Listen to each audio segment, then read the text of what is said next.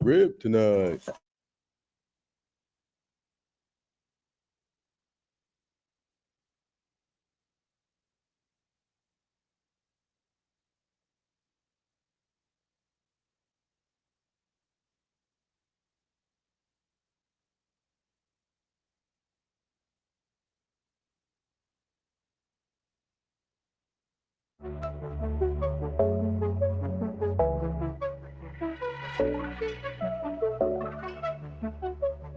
Welcome to Hurrdat Sports Live. Ground ball, get through there. It will. And Baldwin drives in another run. Ronald's coming home. Safe. What base running from Acuna. Pham is there. What an effort from Tommy Pham. Good defense right there. Beatty drives one to deep right center field. Back toward the wall. It's out of here. But Beatty homers to get the Mets on the board. A two-run shot. And it cuts the Angels lead in half. It's now 4-2. To give them a chance to rally. Now Kyle Manzardo clobbers into deep right field. Gone! And the Guardians go ahead 6-5. Fly ball towards the left field corner. That one's got a chance. That one is gone. Oh. Drives one to deep right. This ball is crushed. Watch it fly into the second deck. Josh Bell, number 12 on the season, staying red hot. Good morning. Welcome into Hurrdat Sports Live, presented by Centris Federal Credit Union. That's Austin Jacobsen. I'm Ravi Lulla here at Hurrdat Sports Bar and Grill. We're back at our normal abode. Austin, what's going on, bud? Oh, just trying to get situated here. Yep. It's all the audio is like not Shane's fault. I think it's just our little mixer guy here just hanging out. But I enjoyed our time over at HQ. Although it was hard not being next to dear old Shane. Did you miss us? Was it a little awkward here by yourself? It was for like about 20 minutes, and then I got over it. I already told Shane if the internet or something doesn't work today, I'm blaming it exclusively on him. Nice. It's a little warm in here already, so that's his fault for sure. That's without a doubt. But no, it's good to be back here at Hurrdat Sports Bar and Grill. It's been how was your night? How was your day yesterday? It was good. I played some pickleball yesterday. Okay. So yeah, How did that go? A friend in town, so he just like hit me up, and I'm not in a spending mood recently. Okay. I've been trying to do days without spending, see how long I can go. I'm on day 3 so far, so we'll see if we can make it 4. Congrats. Yeah, right. I'm trying my hardest. But I'm on day 0. But he hit me up. He was like, "Hey, do you want to do something?" I was like, "Oh yeah, well, I'll get off work like 4:30ish. What sounds good?" He's like, "Well, I'm gonna go eat at my sister's at 7." I was like, "Okay, well, that's a weird amount of time. Like, I don't want to just like sit at my house and just look at each other." So I was like, "Go do some pickleball." I just got my ass kicked for like 2 hours. It was the worst. It was the worst. I don't know if you can tell this from my stature and such, but I'm not an athlete. Okay. So I just get cooked constantly by my friends and family. Okay. Is your friend a good athlete? Yes. Okay. Yeah. Does He's a volleyball coach. So does he normally play pickleball? I don't know how regularly he plays, but every time he plays me, he beats me. Okay. So, yeah, all right. Yeah. I mean, being a volleyball coach is a good sign of being a good athlete. Right, I usually yeah. feel like It's a pretty good just standard, right? Yes. Like if you are a coach of a sport, you kind of get a benefit of the doubt more often than not. if you're young still. Yeah, Yeah, that's fair. if you're young Yeah. still, that's typically fair. I don't think Yeah. anyone looked at Mark Mangino and was like, "Oh, athlete," but Why you got to catch a stray with Mark Mangino like that? that's the first example I could think of. That's my guy. First one. Big Mark Mangino guy. Well, he's a big Mangino guy. Mark Mangino's a big Mark Mangino. He is, yes. No, I actually really did like Mark Mangino. I don't think we talk about that. Did you see those floating around on like Twitter a couple days ago? Which They were ones? talking about like the 2007 No, like I missed BCS championship. They're like, "Oh, this was when college football peaked." And it was when Kansas and Missouri were like 2 and 3. USF was like number 4 They or got 5 to 2 at one point in the yeah. country. I think yeah. Rutgers was like a top 10 team that season too, weren't they? Wasn't that when the Big East was That was all the rage? I think that was Ray Rice. I think those Ray Oh, Rice yeah. at Rutgers. Yep. Yeah. West Virginia would have been good that year too, I believe. That would have been. They got to 2 at one point. Yep, Noel Devine and those guys. Yeah, I think that was that Pat Slayton or Pat White and Steve Pat White, Slayton. yeah. Pat White, Pat and Steve White, Slayton. exactly right. Yeah, I think that's correct. Yep. Yeah, no, that was a wild year in college football. It was a good year. Like every time somebody got to number 2 in the country, they lost. Right. Yeah, that's right. So is college football better when it's wonky like that, where you have all these random names in the top 10, or it's all blue bloods in the top 10? I mean, I like it better when the SEC has to shut up. So that's cool. fair. That's Good point. cool. When USF is number 2 and not Alabama. Boston College got to 2 at one point that year. That's the Matt Ryan year. Yes. Yeah. I feel like did Texas Tech get to 2 that year? I know they did in like 09. I think the next year was when it was Graham Harrell and those guys, wasn't it? Was that it? 08 or 09? I think that was 09. It would have been Crabtree and Harrell. It would have been the 2010 draft, right? That Sue was drafted, and then 09 was the year that it was Texas, Oklahoma, and Texas Tech were all tied. Yeah. Yeah. So it'd been 09. Yeah. So 09 was the Tech year. But yeah, there was people forget about Boston College. Mm-hmm. Matt Ryan. Yeah. The GOAT. Are we just gonna do 3 hours of dudes naming dudes? Dudes naming programs. Michael Crabtree on that Texas Tech team. Did you ever have those? Like, there were some teams you just latched onto. You remember watching week in and week out. That Texas Tech team. Yeah. They were averaging like 60 points a game. How could you not watch? I remember where I was when Crabtree made the catch to beat Texas. Like, I remember where I was. I was at this bar that doesn't exist anymore, called the Coliseum. That's a great name. Great name for a bar. Yes. It was a fine bar. It was whatever. That's disappointing. It wasn't bad, but it wasn't as cool as it should have been. Was it more nostalgic just because of did it have a heyday or something? No, I think it was fairly new at the time and it just didn't last very long. But it was, some of my friends worked there, and then we were having somebody's 21st. My buddy's fiance at the time, then ex-fiance, was having her 21st birthday party at the Coliseum because I think some of her friends worked there, and me and my buddy, who was the birthday girl's fiance at the time, and then our other friend, were just staring at a TV. We weren't paying attention to anyone or anything. And I had coached a basketball game that night. I believe I was with Concordia Senior High. Shout out. Because it would have been like in November. Yeah. I think it was November. And it was either I was with Concordia, it was my first year at Grace. I can't remember which.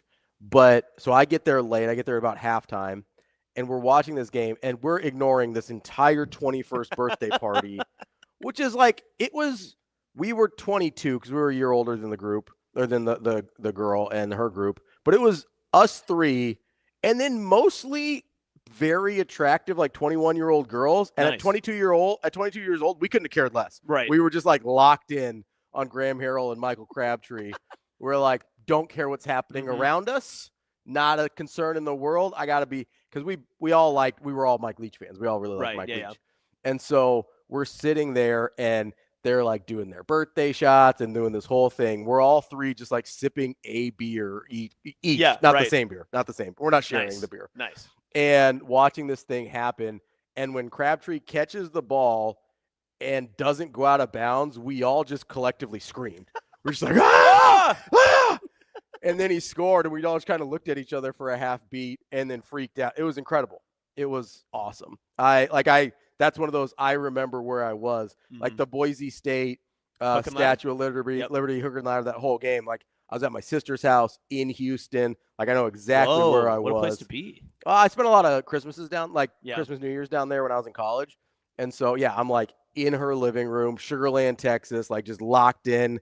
It was, man, there's some of those moments where just random teams, right? Not Nebraska related. There's a lot of those that I remember where I was, but not Nebraska related, anything like that. It's just pure college football joy. And, those are a couple of them. Those are the best parties to be at, by the way, because I would have been hitting on every single girl because all the guys were all about football. Nice, Shane. Just saying. He'd have gone over.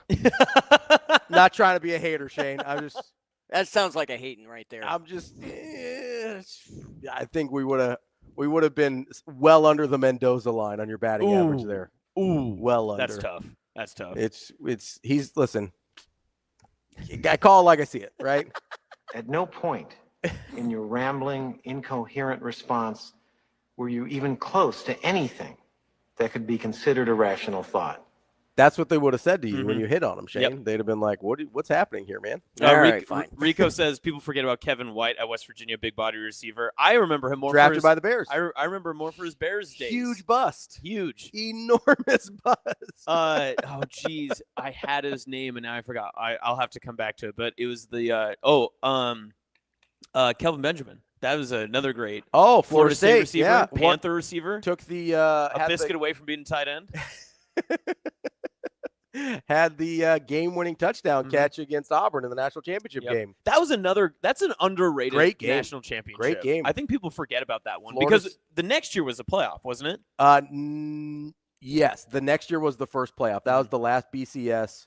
The next year was the first playoff, and Florida State got whacked by Oregon. Yeah. And you got the famous backwards Jameis fumble where he fumbles it backwards like 30 yards. I don't know if we give enough credit to Jameis Winston's college football career.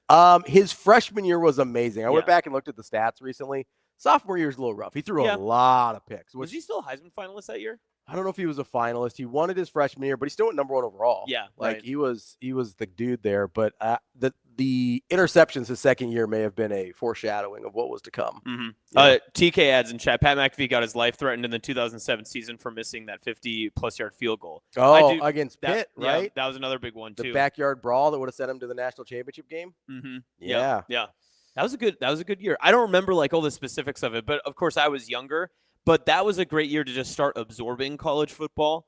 And then since then, I'm trying to remember like another season that has been something like that. I don't know, just the amount of football that you were able to absorb just last season. I wouldn't say is as crazy and topsy-turvy, other than Ohio State losing to Michigan. I mean, that was a great week of content. Yeah, it was. When everyone was just had all the time in the world to talk about if Ryan Day was going to make it. All the takes. Yes. Honestly, I still believe if he had lost in the first round of the college football playoff, that he gets fired. Mm-hmm. Like I firmly. And Nico would still be at Tennessee, right? Would they have paid him? I don't know. Yeah. I don't know. Like you still have the whole weird thing with Nico's dad. I don't know if that happens. True.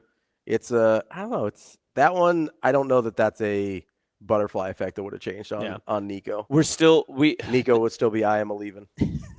Throw it up, Rico. Shout out to Rico. We are this whole conversation just means we're so close. I know. We're so close to So college football. close. The Hall of Fame games, I think, next week too. There's so much there's so many lists and content and breakdowns that I'm just I'm all the way in. Last night I'm looking at these X factors that ESPN put out a bunch of X factors for the college football season for the top 25. And I'm looking through these. That was an interesting list. It's a super interesting list. So here's what caught my attention about that list.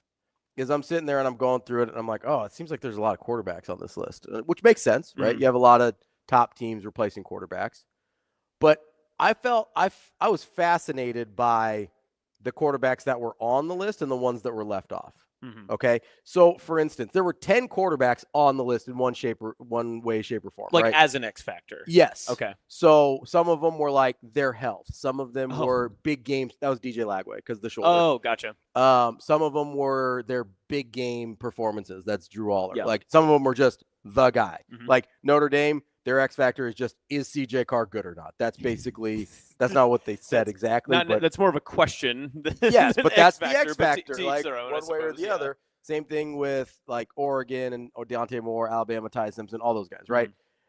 Michigan and Bryce Underwood. Those are the only ones that haven't actually played. Or CJ Carr, Ty Simpson, and Bryce Underwood. Obviously, Dante Moore played a bit 2 years ago. Yeah. But so I found it fascinating, though, the guys they decided to include there and then the guys they left off, right? Because there's a bunch of guys they left off that didn't play last year or didn't play in the spots they're in now. Texas and Arch Manning. Yeah, that should definitely be their X factor. Right? And again, I'm big on Arch, but it's 90 pass attempts to oblivion, right? Yes. We don't know anything else outside of what we saw from him, and we didn't see much. Arch Manning is not included on the X factor list, but Garrett Nussmeier is. That is interesting. Like we know plenty more about. We Nuss. know about Garrett Nussmeier. Yeah. Like we know that guy at the very least is a productive SEC quarterback. Yeah. Over a full entire season. He's at the same spot he was last year. It's not even a new situation for him. I don't understand why Garrett Nussmeier is on the list, but Arch Manning, Gunnar Stockton, Ohio State, whoever they decide to play, Austin Simmons, aren't on the list. Like, I don't understand that. That is interesting. We do give a lot of benefit of the doubt, the general we. Yeah, right. the royal we. The royal we. Yeah. It's just a lot of general consensus that this guy will be good, right? And what's so interesting, and I kind of went back and I was looking this up the other night. It was I think it was Sunday night that I went back and I was trying to look up some older stuff. And it's so hard to find last year's articles of leading in from like national websites. But Dylan wasn't getting a lot of that type of love nationally the way that some of these incoming freshman quarterbacks are. And so I will say the only true freshman that's really getting that is Bryce Underwood. Saying a little bit. But he's, But they're not even sure he's going to get the job. Though. Right. So like that's where I put a hesitation on saying. But and to be fair, they're not really sure Bryce Underwood's going to get the job either. Right. Yeah. Although I think. But he put on 15 pounds. He's in the best shape of his life. Hey, that's great. I don't know if you can play quarterback. Like, remember that one time Jason Sehorn got? You probably don't. There was this white cornerback for the Giants named Jason Sehorn. You don't think I know about the legend of Jason Sehorn? Of course. You're the white ballast of the show. My generation's Cooper DeJean. When Austin and I do the show together, it's called Off-White with but like every year they'd be like, oh man, look how jacked he is. He's like this great workout warrior, and he'd get hurt every single year. So like, I don't know that I'm putting a ton of stock in though. He put on 15 pounds. He looks great. Yeah. If we don't know if he can play yet. Also a little weird just to hear it from an incoming college freshman. Yeah, it's pretty young. I don't understand that. That's why I'm not high on Michigan though. It just feels like we have all of the makings of just a problematic season. Yeah. They have the quarterback that people are iffy on. They brought in a late quarterback in the middle of their summer without having any camp or anything, any reason to really justify bringing in a quarterback in that situation, right? Then your coach decides when he's going to be picking his opportunity to not be coaching the team in critical junctures. And then on the other side, too, I just don't trust the roster. And I know everyone looks at, they're a couple years out of the college football playoff. They ended on a hot streak last year. They play well under Sharon Moore. They lost a ton on their defense. Yes. Like, that was a really good defense. They lost a ton of stuff. And their defense kept them in a lot of games. Yeah. Yeah. So listen, the concerns about Michigan are fair. Yeah. Right? And if you don't want to put Michigan on the list, which they were, he was on, Bryce Underwood was the X Factor for Michigan. I would actually understand having other X Factors for Michigan because of all the things you just brought up. Yeah. Whether it's the Sharon Moore thing, whether it's what they're replacing on defense. Like, there are enough questions there that I could actually understand him not being the X Factor. For Texas, Arch Manning is literally like the biggest hole that they're filling, right? Yeah. Like, they ended up on the list. They put him as the middle of their defensive line, which I understand. They had good defensive line last year. They lost some guys. Like, I get it. But if you're Texas, the reason you're assuming Arch Manning is going to be good is because of what's around him, which means he's the X factor. Right. Right? Like, if you're giving him the benefit of the doubt because of what's around him and his system, then he is the variable. Yeah. To me, an X factor, when we speak in terms of college football, always relates to a team's ceiling or floor. If the X factor, if it's a player, position group, whatever, coaches, whatever, if they are at their highest peak performance, that's how the team reaches their best potential. Yeah. And if they are at their worst, that's how the team hits their floor. So if Arch Manning is at his worst, that means Texas is fumbling through quarterbacks. They go 9-3, 8-4, something like that, right? Yeah. If the middle of their defensive line does not perform well, they're probably still going to be SEC contenders, correct? Most likely, unless it's like atrociously bad. Yes, which right. I'm just assuming by the They just talent, run gap. by the I'm just assuming by the overall talent of the roster, it's not going to be disastrous. Yes, right. right. It's not going to be Nebraska special teams bad. That's $40 million worth of Texas money. There, like I have a pretty good feeling there's at least going to be some level of talent on that roster in the middle of the defensive line. Where you're not just sitting there and being like, oh, none of these guys can play in the SEC. That's not what we're talking about here. Yeah. So Arch Manning is, to me, I look at it as like the variable in the equation, right? If I'm plugging in the things that I know to get to this answer. Solve for X. Yeah, exactly, right? If the answer to the equation, and for Texas, the answer to the equation is SEC champs, because they were just picked. We'll get to that in a second. They were picked to be the SEC champs. Obviously, that means they're in the college football playoff. They have national title expectations, right? At the very least, make it into the Final Four. The only variable in that equation, in my opinion, not the only, but the biggest variable in that equation is Arch Manning. He's thrown 90 pass attempts in his career. Yeah. We know almost nothing about Arch Manning. Like, really, we don't. Yeah. We know almost nothing about Arch Manning as a college quarterback. We know even less about Bryce Underwood, which makes sense. He's on the list. But we know almost nothing about Gunnar Stockton either, and he didn't make the list either. Yeah. Like yeah. for Georgia, Gunnar Stockton's a huge X factor for them. I don't understand why he's not on the list. And you know what they put on there? It wasn't even like, oh, we got to replace the 18 million defenders that have been drafted. It's no wide receiver Colby Young. Listen, I get that 1 billion drops last year. Right. I get it. Yeah. I get it. But if Gunnar Stockton isn't good, it doesn't matter how good Colby Young is. Yeah, sometimes this stuff is a little bit more cut and dry, right? Like you have to make it not as difficult, but yeah, even especially Ole Miss and Austin Simmons, that's a very interesting one because they just went from a quarterback that was their all-time leading passer, I'm pretty sure. Got drafted in the first round. Yes. Like they had a first-round draft quarterback, and now they're going to a guy who they love, but again, has not really played college football. Yeah. And then to not put Carson Beck on there is very interesting. And you know who they put on there for Ole Miss instead? Wide receiver Caden Lee. It's interesting. That's like saying for Nebraska, the biggest X factor this season is Carter Nelson. Or, I mean, I'd say like it's more like Isaiah Hunter. Like if it'd be like saying Isaiah Hunter is the biggest X factor for Nebraska. Which did you see? I was there, but did you see the video of Carter? Yes. Dude's thick. Yeah. He's shifting into full-fledged tight end mode. Yes, indeed. Yeah. He had that biscuit to turn him into a tight end. To be fair, he was playing 8-man football, so he couldn't. Well, he needed some time to. Not enough food in Ainsworth to really, feed that. So. I mean, obviously not, right? Like, you could buy out all the food in Ainsworth, and he probably still needs not hitting his macros. You know, probably. That's a big boy. No, he ran the mile. He looked healthy, looked good. You gotta be careful with that cardio, Carter. That is true. You're gonna ruin the gains. Very cautious. Don't ruin the gains. As you know, you were taking as few steps as possible. 100%. Park right next to the door. Okay, so back to Arch. We're going to learn very early about where Arch is playing at Ohio State in week 1, very first game, right? Yeah. Big noon kickoff, August 30th. It's the biggest game of week 1, bar none. Probably a top 4 matchup at minimum. Well, I mean, Nebraska-Cincy, but that's on Thursday, so I'll give you a pass. I don't think they're going to put Cincy in the top 5. So I'm gonna give you a pass on that one. I'm a little biased, but nonetheless. Not a big Brendan Sorsby guy.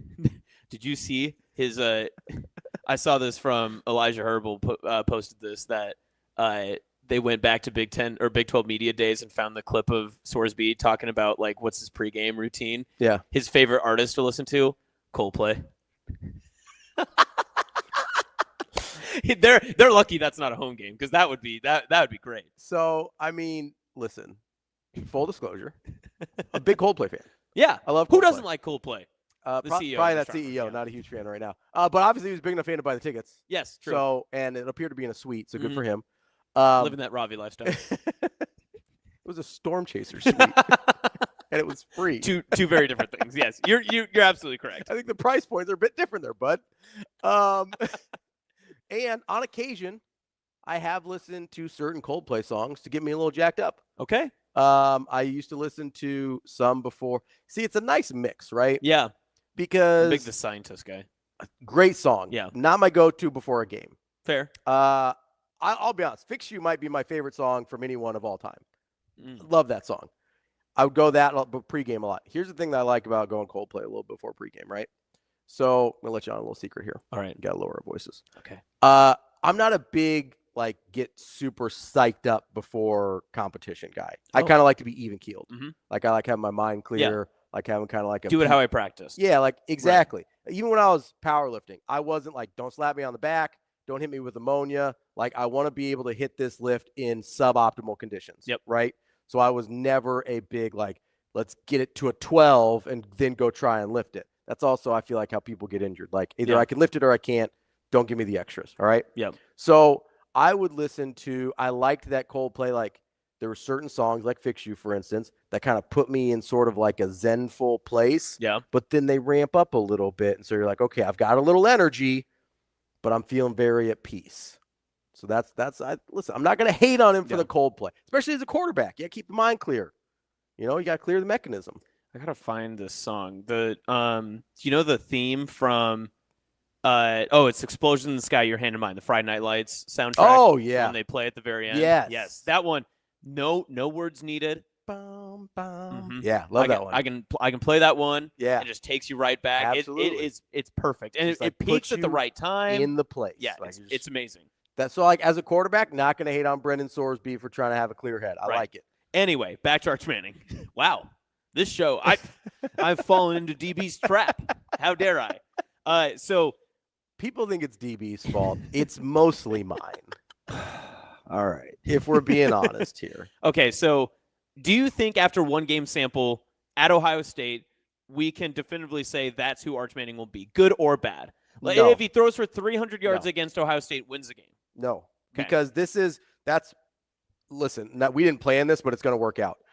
That's the perfect example of what I'm talking about, of getting too psyched up for a lift. That's not a true result. Okay. Right? Regardless of what happens there. Now, you'd be like, okay, it's if in he throws there. for 50 yards and 3 interceptions, you're not going to. No, because it's like, listen, that's a really big spot for the first time full starter. Like, that's a weird spot to be in. I'm not going to say, oh, Arch sucks after that. Okay. I might be like, hey, probably should pump the brakes a little bit on the national title talk until we figure if this thing's real or not. Right. But that's an example where you go, yeah, if he really struggles, listen, that's a great Ohio State team, most likely. I think it's going to be a really good team, regardless whether they win the national title again or not. Like, that's a really good team. That's a tough spot to open your season as the full-time starter for the very first time when you've only got 90 passes under your belt as a college quarterback. I get that.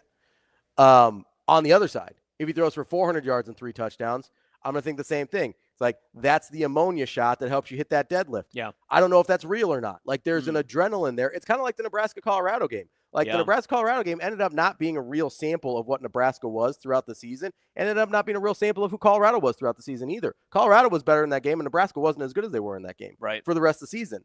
So, like, to me, that was Nebraska got that big old slap on the back before they went and hit their bench, and they got that ammonia sniff right before they hit their deadlift, and they were hyped up to a degree that didn't end up being a real result the rest of the season. It's a fair point. I think that could be true with Arch Manning here in Texas as well. So I'm not, either way it goes, I'm not going to have a hot take about Arch Manning after week 1 against Ohio State, because that to me is an artificial result in terms of projecting the rest of the season. Obviously it counts. We're going to look back to it in November and December and be like, well, if we got a tiebreaker here between Texas and Ohio State, or if we're trying to figure out seeding, that game's going to matter. That's not what I mean. I mean, for Arch specifically, I don't think you're going to get a true feel for who he is in that game. So not until SEC play? Or do you think you can get a little – because they're following 3 non-conference games. San Jose State at home, UTEP at home, Sam Houston at home, and then they'll have Florida to open up SEC play on October 4th. I mean, honestly, probably not. Best case scenario, you probably don't know who he is until halfway through the season. Okay. At the best case scenario. When does he hit 90 pass attempts? So probably Sam Houston, right? Game 3. You think game 3? So yeah. 30 attempts and 3. So he'll probably be a little heavier against Ohio State, but you imagine the next what's game 2? San Jose. So San Jose is probably a blowout. He's probably not airing it out there. Probably doesn't quite get to 90, because 45 in 2 games is a lot. I still think it'd be Sam Houston. I think they're going to run the ball quite a bit in those first 3. Oh, Sam, you got him as the 4th? Yeah. I think it's because you could see where he throws like 18 passes against UTEP.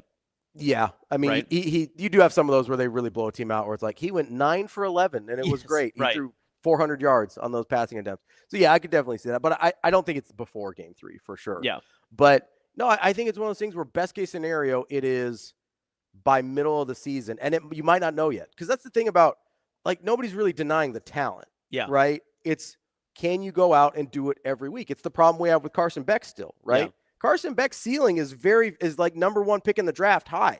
That's what they were talking about him as before the season started last year.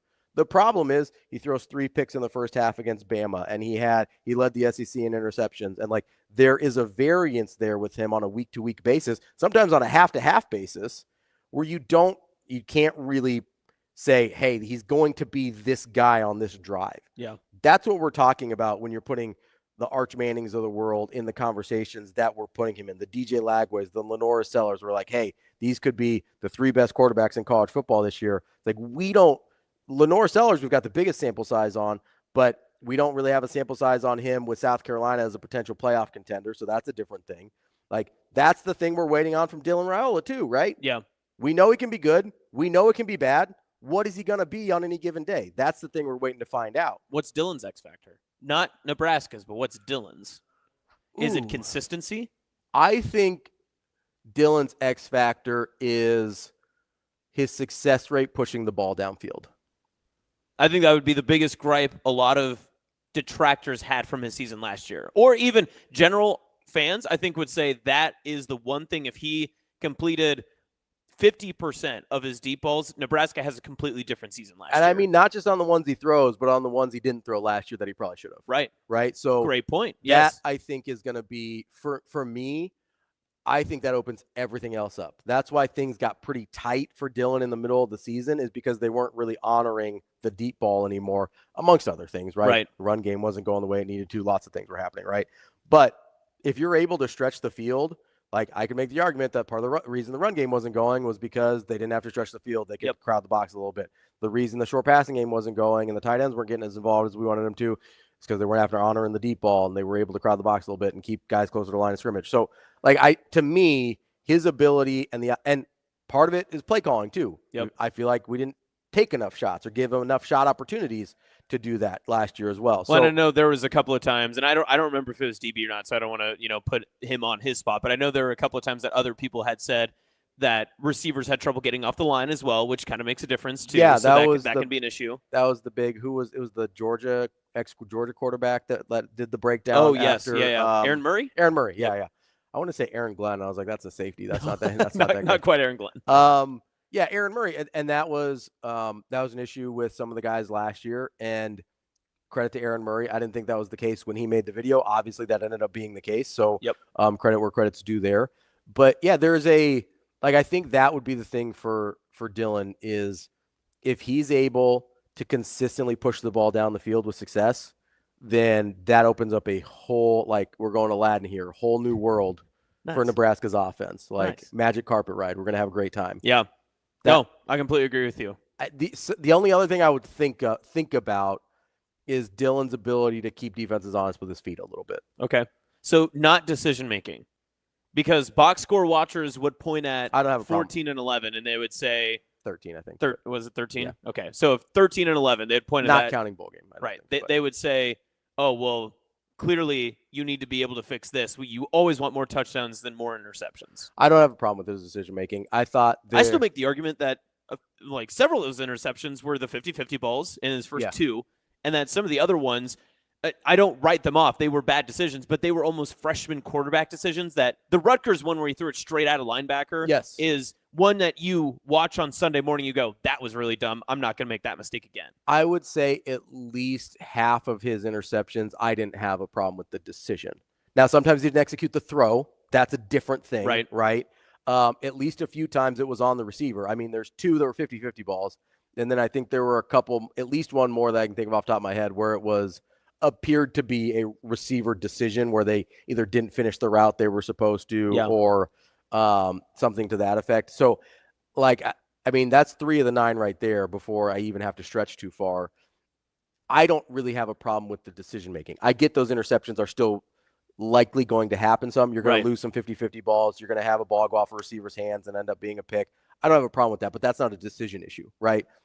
That to me, I didn't think his decision-making was an issue last year, except when sometimes he wouldn't let it go.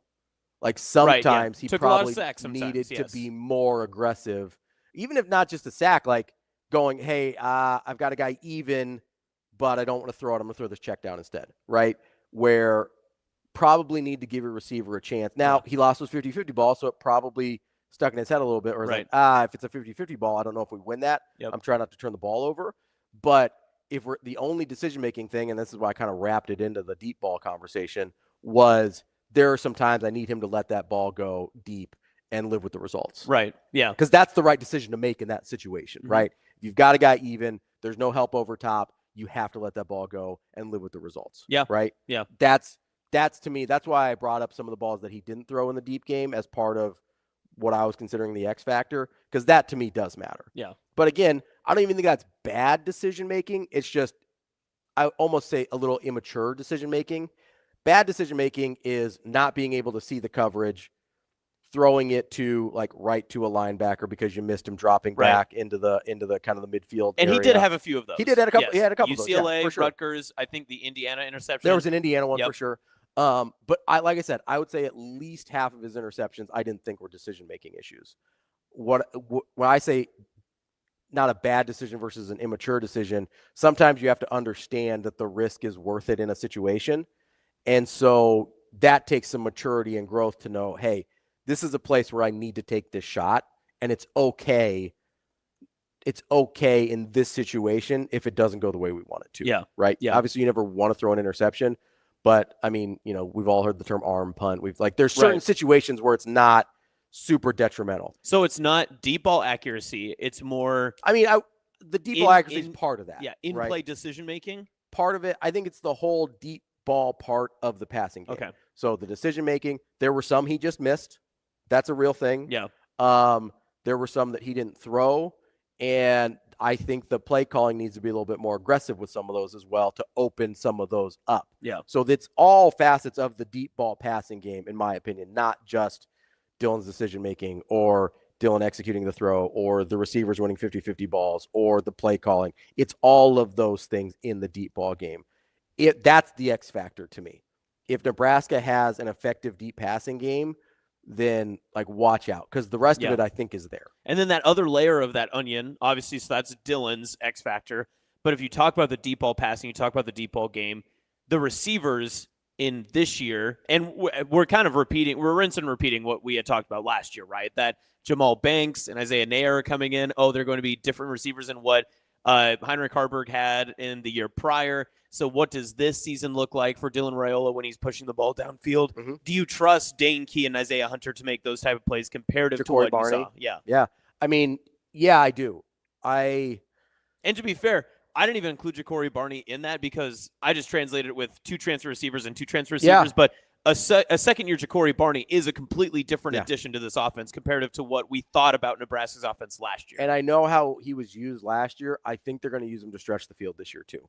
A lot of his stuff was right around the line of scrimmage last year because they were just finding a way to get him the ball. Yeah. I think they're going to stretch the field with him this year as well. I do think Key and Hunter are really interesting to me because I do think as big of a body as Jamal Banks was, he wasn't always that physical of a receiver. We saw it in the blocking game. Right. And he wasn't really given an opportunity for jump balls either. He didn't really end up in that situation. Usually it was Isaiah Nair because he was taller. I don't think Isaiah Nair was his best skill set necessarily, was winning 50-50 balls. I do think it's a better skill set for Key. I do think it's a better skill set for Hunter. Hunter's a super physical receiver. Yeah. That dude is built and mentality-wise has what you need out of a physical receiver. I think you can put some balls, not in harm's way, but kind of in a 50-50 zone with Hunter, and you're going to end up on the right side of that more often than not. So that's a huge difference for the Hunter part of it. And Key, I think, is just I just think he's a better receiver than either of the guys they brought in last year. Yeah. That's and no hate to Nair or Banks there, but I just think Key's better. I think both of these guys are better than the guys they brought in last year. And so I do like that. And listen, I think Barney's going to be really, really good. I've talked about it a little bit.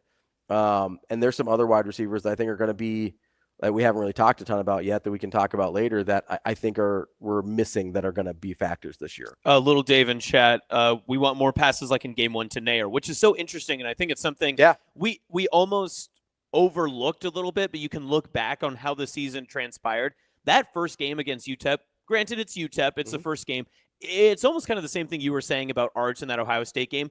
The energy and everything that came in, Dylan was as hyped up as he could be. The offense looked really good for most stretches of that contest. They were pushing the ball downfield. They took chances. They won a late 30-second drive to score a touchdown at the end of the first half.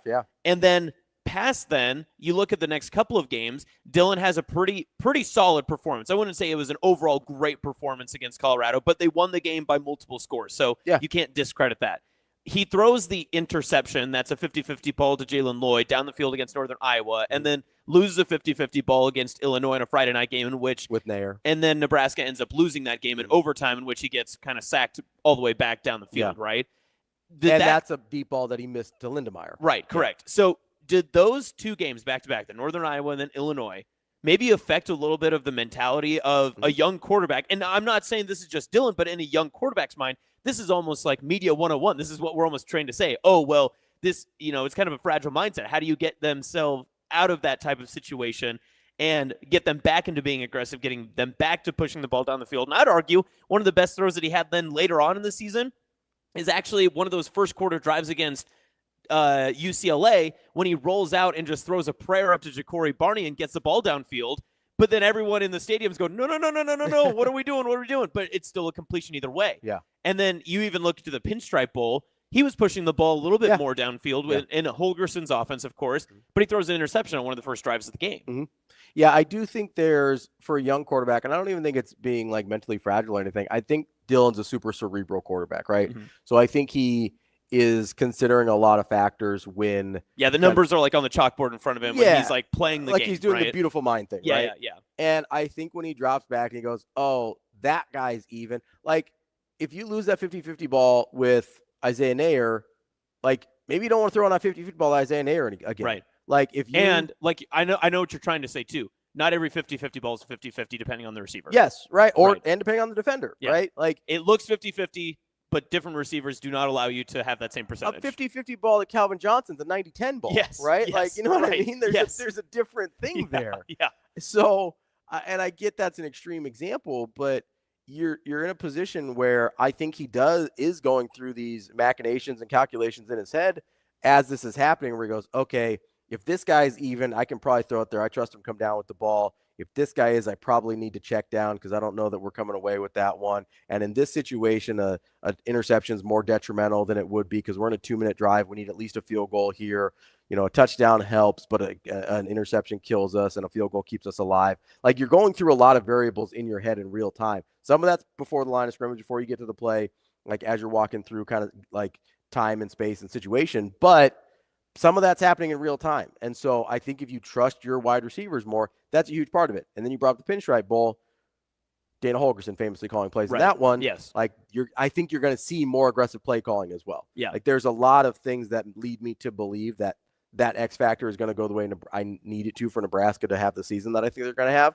But it is, for me, in the passing game, by far the biggest question mark. And I'm doing a pet project currently, just for my own knowledge and to feed into some stuff that you and DB will eventually talk about as well. I'm sure after these media days wrap up today, tomorrow, and so on. But there's something about Dana Holgorsen quarterbacks that everyone just assumes that, well, the quarterbacks have played well, they have these statistics, that sort of thing. Here's another thing about Dana Holgorsen quarterbacks. Yes, they have thrown the ball more. They have uber amounts of attempts. Famously, Case Keenum is one of the all-time passers in college football history statistically because he threw 500 pass attempts almost every single season.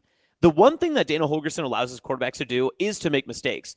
All of his quarterbacks usually have almost double-digit interceptions, except for a couple of years of Geno Smith, that they will have years in which they will throw the ball downfield, they will take chances, and sometimes that plays will go off or whatever the case is. But Dana doesn't discourage the ability to throw the football. He trusts his quarterbacks to make decisions, and you're rewarded in that because instead of a quarterback touchdown interception ratio of 13-11 or 13-10 or whatever, they're 34-10 or they're 38-12. Yeah. Those are really good numbers that I think if your touchdowns are 20 more than interceptions, you'll live with 10 interceptions. Absolutely. Yeah, it's not about the number of interceptions, it's about the fact that, like, if Dillon last year had ended up with 18 touchdowns and 11 interceptions. How many more wins is that? 21 touchdowns, 11 interceptions. Yeah. Like, nobody cares about the 11 interceptions. We'd be like, it'd be nice if we took care of the ball a little bit better, but we're not losing sleep over the touchdown interception ratio. We're not losing sleep over, and a lot of that's on receivers and a lot of that's on play calling. Yes. Right? Yeah. Now, a lot of that's on Dillon too. He's got to get better from year 1 to year 2, but I look at that and I go, okay, he was a true freshman. He's going to get better. Yeah.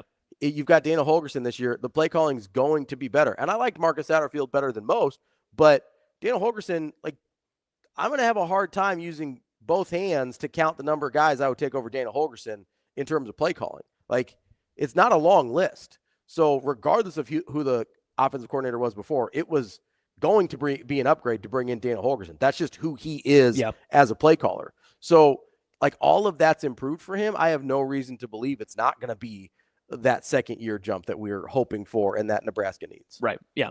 Sid in chat, Dillon had 34 touchdowns, only 1 interception in his senior year of high school. Over 3 years, he was 88 touchdowns and 11 interceptions. Just an interesting fact. And that goes to your point. He's a cerebral quarterback. Yeah, Do you know how many? Maybe there are a lot of great high school offensive coordinators. I don't think Dillon had all of the 3 greatest high school offensive coordinators during his time. No. Changing high schools and such. Well, and here's the interesting thing is, and I know this gets used against him. I'll be like, oh, he changed high school 3-4 times, whatever. You're talking about different receivers. You're talking about different offensive coordinators. You're talking about different offensive lines. You're talking about different systems. Different competitions, all that stuff. And the results were very similar across those 3 things, right? So there's more of a constant here with Dillon's decision-making than I think there is with he threw a lot of interceptions last year. Yeah. And to be clear, like you said, 11's not even that many. No. Like, it's really not. Yeah. It's more than you want, probably. You'd love to keep it under double digits. But the only reason you have an issue with 11 is because he didn't have more touchdowns. Yeah. It doesn't look as pretty. And let's be honest. Let's switch just the two 50-50 balls. All of a sudden, it's 15-9, and we're probably having a different conversation. Yes. Yeah. 15-9, a lot of people feels yeah. way better than 13-11. Again, there's just right. We went through it last week with the top 40 quarterback ranking and everything. If he went 15-9, the box score watchers across a lot of national college football, he'd be 20th. Look a lot better. He'd look a lot better. I don't. And let's not forget, he threw the ball over 400 times last year. 67% completion rate. And a sub 3% interception rate. I mean, that's like famously. That's very good. We talked about this last week. DJ Lagway, 2 full percentage points above that. Like, I get that the number was lower, but this is why you can't be just a box score watcher. Yep. Like, we got to start handing out bingo sheets for this show. The box score watcher. Box score watcher. DJ Lagway mentioned. Competitive stamina. Like, yes. Damon eats unfrozen meat or something like that. Yeah. Refrigerated food. But like 2.7 interception percentage, like 11 interceptions over 400 attempts, or whatever 2.7 comes out to if you go 500 attempts, whatever that number is. Like, you'll take that. That's not a bad number. The problem is the touchdown percentage probably needs to be twice what it was. Yeah. Right? But again, just flip the two 50-50 balls. Or, like, I don't know, pick Isaiah and Nair not getting alligator arms against Iowa. Yeah. Like, that's not on Dylan. I forgot about that. What do you want me to do? Yeah, like, that's not on Dylan? What do you want me to do? Yep. The guy just didn't reach. Like, that was a touchdown. He was going to score. Yes. Yep. Like, what do you want me to do with that? I'm supposed to put that on Dylan? Yep. You're right. You're 100% correct. Absolutely not. Isaiah Hunter's taking that to the house. Yes. It's over. Yep. Dane Key's taking that to the house. Like this. So I can't sit here and be concerned about the 13-11. I'm not concerned about the decision making. I think he makes good decisions for the vast majority. Everybody occasionally makes a bad read and throws a pick. That's why you don't have 0 interceptions at any level of football. Yep. Like, it just doesn't happen. You'll make a bet, or pop off a receiver's hands and they'll have an interception or whatever. Like, he will make a handful of bad decisions. That's part of playing the game. I'm not concerned about his decision making. Not all interceptions are created equal. 100%. I've been an advocate of a receiver interception stat for a very long time. It'd be hard to do because you need to know what route they were trying to run. But if you could get that information, I would be fascinated of how many balls go off receivers' hands, get intercepted. Do you know how differently we'd evaluate quarterbacks? Yes. If we had that? Because there's a lot of quarterbacks out there, and professionally, the one that I think of mostly is Matthew Stafford. I think Matthew Stafford's had a lot where he's like just yucking it up and throwing it and just giving chances. There's been a lot, and especially in those Lions days when he was not throwing to Megatron, that they were going off people's hands and going in the dirt, and someone was dropping him or fumbling around and got picked off. Like his stats would be significantly different. Well, and then you've got guys like, okay, if a receiver runs the wrong route and the quarterback throws it to where the guy was supposed to be, like, is that on the quarterback? No. Now that's hard to do because then you'd have to know what route they were supposed to run. Like I was saying before, but Lane makes a good point too. We've talked so much about the interceptions, but Raiola fumbled 7 times last year, only lost 2 of them. Fumble luck is just fumble luck, right? Like sometimes you're just in the right place at the right time to pick them up, but it's the amount of fumbles that are concerning with the quarterback. But that also goes to kind of what you're saying about his like decision making and the ability to get the ball out and not hold it for an extra second to wait for someone that's even and to anticipate a throw that goes down, or to make a decision, hey, I got to get this out here to go somewhere else, right? Yeah. There was, and notably, that same Iowa game with the Nair drop, and then you couple it with the last late sack and fumble that Raiola had that set up the Iowa game winner. Those are the type of moments that you can look at both sides and say, okay, this was good Dylan where something bad happened on the opposite end, and then this is also a moment where, oh no, pressure bear down, didn't see it in time, didn't check it, whatever the case was in that moment, and then couldn't hold on to the football in a critical moment when Iowa was able to jump on it. Those are things. This is my biggest part about it too. And I've been staunch on this with everything that's been happening really since the Pinstripe Bowl.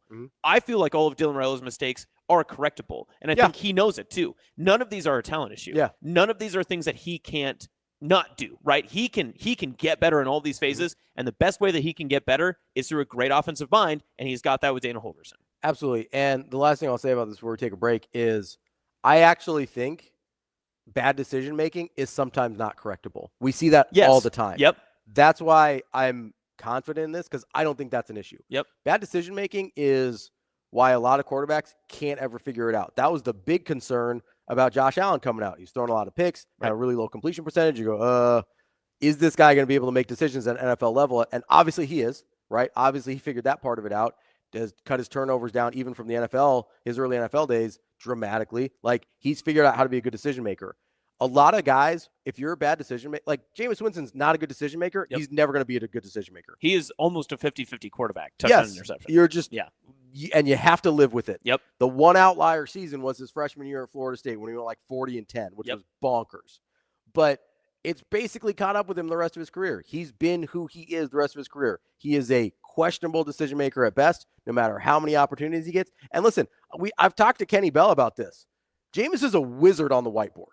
Like, he's a great film, study, whiteboard, like all of the things you think about with a quarterback, about being smart within the game, Jameis is great at. Like, Kenny's told me about this because I'm fascinated by Jameis as somebody who likes Florida State because that guy's a character. Right. Eating dubs. Yeah, like he's just – but they room together. Like, he knows Jameis really well. He was telling me about how good he is on the whiteboard. I remember at the Elite 11 camp when he was coming out of high school, he was really good on the whiteboard. He was really good at that part of the game. It's not even about that. Once he gets in the game, he makes bad decisions. Yeah. Like, so those are two separate things. You can't just look at Jameis and think he's a dummy because he acts weird and he talks about eating W's. And I think because the way he sounds, like he's got kind of a voice where you're like, oh, he must not be that smart, right? Because he kind of got that Southern, like, way. I don't know. He's not Cajun, but like it almost gives off like the Cajun guy vibes from Waterboy. Well, like, he also speaks in like mystery whispers. Yes, he does. I don't think, like, much like me, sometimes when he speaks, he doesn't know how his sentence will end, and he just kind of rolls with it until he hits the period. But yes, he's got a little Michael Scott to him, you know. And so there's. I would have paid a lot of money to watch like an Office-like series just called The Bucks, where it's just Jameis. But yeah, so like you can be a genius on the whiteboard and still make bad decisions in the game, right? I don't have that concern about Dylan. I think he's a good decision maker. I think he just has to get into better positions with his receivers and his play calling and all of that. And I think they are this year. Let's take a quick break here. Just a nice 52-minute opening segment. Not a big deal. It feels great. I think I've earned all my Hurrdat Sports Live co-host badges now. We'll think about it. I don't know. Okay. I don't know if you've sworn on air yet. We gotta get that one. Yeah, I can't just solder it and just say like No. my mom gave me permission to say it. I can't do that. So My mom said I could swear. That's awesome. I'm Ravi. We'll be back. More Hurrdat Sports Live coming up next.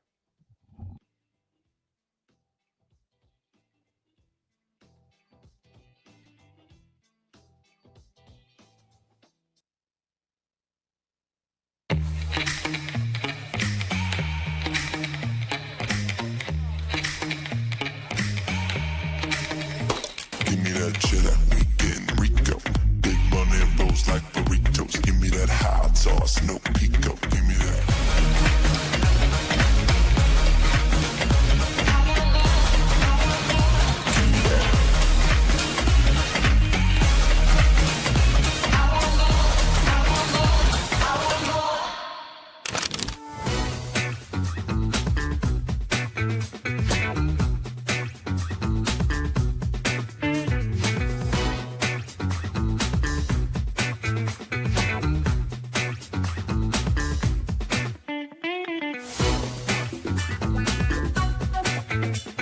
Steven, you're repping the Creighton hat. You got multiple Creighton alum. What does it mean to be a part of this? Yeah, it's a lot of fun. Obviously, Ryan and Jemiah are about to play here right after us, and so repping the Blue Jays while we go watch them play. And then, it's fun also realizing that tomorrow's game's against Trey, and obviously been able to watch Baylor at the Celtics, and he's with a few of my other former teammates at Utah State. So it's been a lot of fun, a good summer league. How much has this meant to you just to realize your dream and have an NBA chance? Yeah, it's awesome. Being on the court and allowing to earn the trust of the coaches and things like that has been a process, but it's been fun, and it's all a part of the journey, and there's so much to learn out there, and it's going to be fun being able to pick apart the film and just learn where I can get better and improve. So you're also playing with a former rival, Keisei Tominaga. What's it like seeing him go? Because he's also a sharpshooter like you. Yeah, our games complement each other well. Obviously, there's a lot of gravity, and our shooting abilities complement each other, and it's nice to be on the same side of the ball of him rather than the opposite. Would it be fun to do a little shoot-off between you guys ever? Yeah, it'd be pressure. I mean, there's not a lot of misses, so he's top tier, and it's been fun being around him this summer league.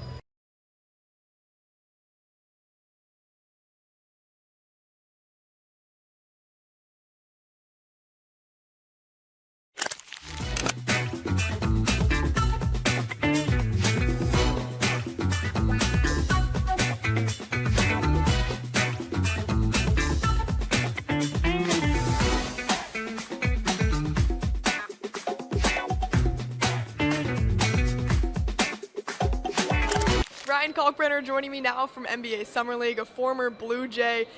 Getting your NBA chance, just what does this mean to you, Ryan, hearing your name called in the draft? Yeah, it was a really, really special thing. I mean, you work your whole life to make it to this point, and, you know, the journey's not over, but it's definitely a huge step to get into, like, making a dream come true. So it's been a special journey so far. I mean, I couldn't have asked for a better stop than Creighton, but, you know, one more stop to go.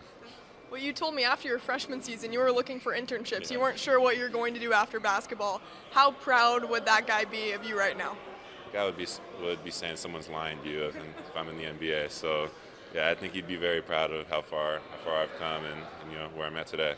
How much have you grown in your confidence and just how you are and your presence on the court? Completely different guy. I wasn't talking at all my freshman year. I wasn't confident at all, and you know that's changed completely. You can't make it to this league, much less stay in it, without being confident and being sure of yourself and knowing what you do. And you know, I feel so much more prepared going into the league now than I would have my junior year, sophomore year, especially my freshman year.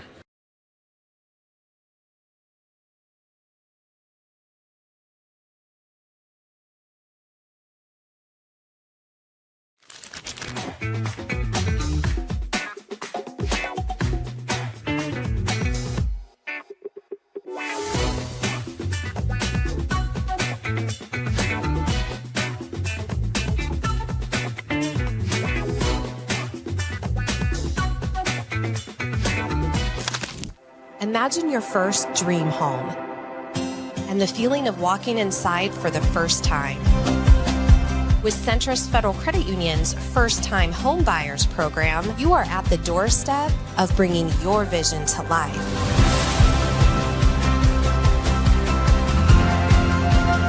Welcome home. From your neighborhood mortgage experts, Centrist Federal Credit Union. We are where you are.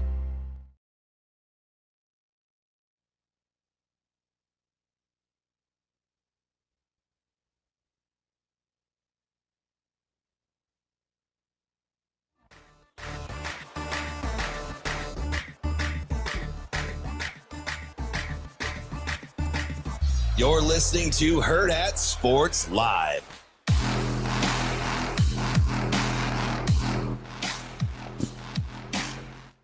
Welcome back, Hurrdat Sports Live, presented by Centrist Federal Credit Union. That's Austin. I'm Ravi here at Hurrdat Sports Bar and Grill.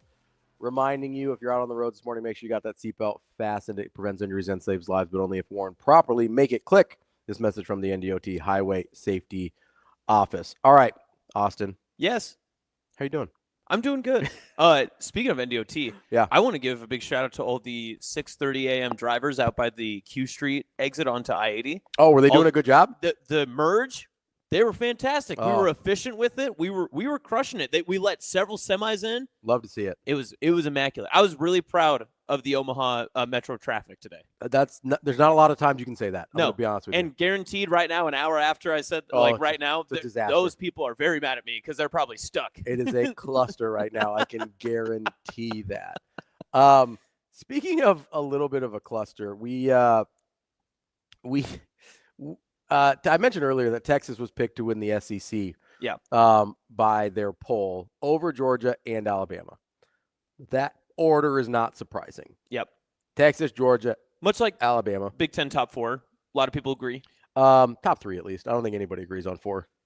I don't know. I think a lot of people agree Illinois. Well, I guess you don't. I don't. So you're just arguing for yourself. Yep. Okay. So top 3. We'll go top 3. That's fine.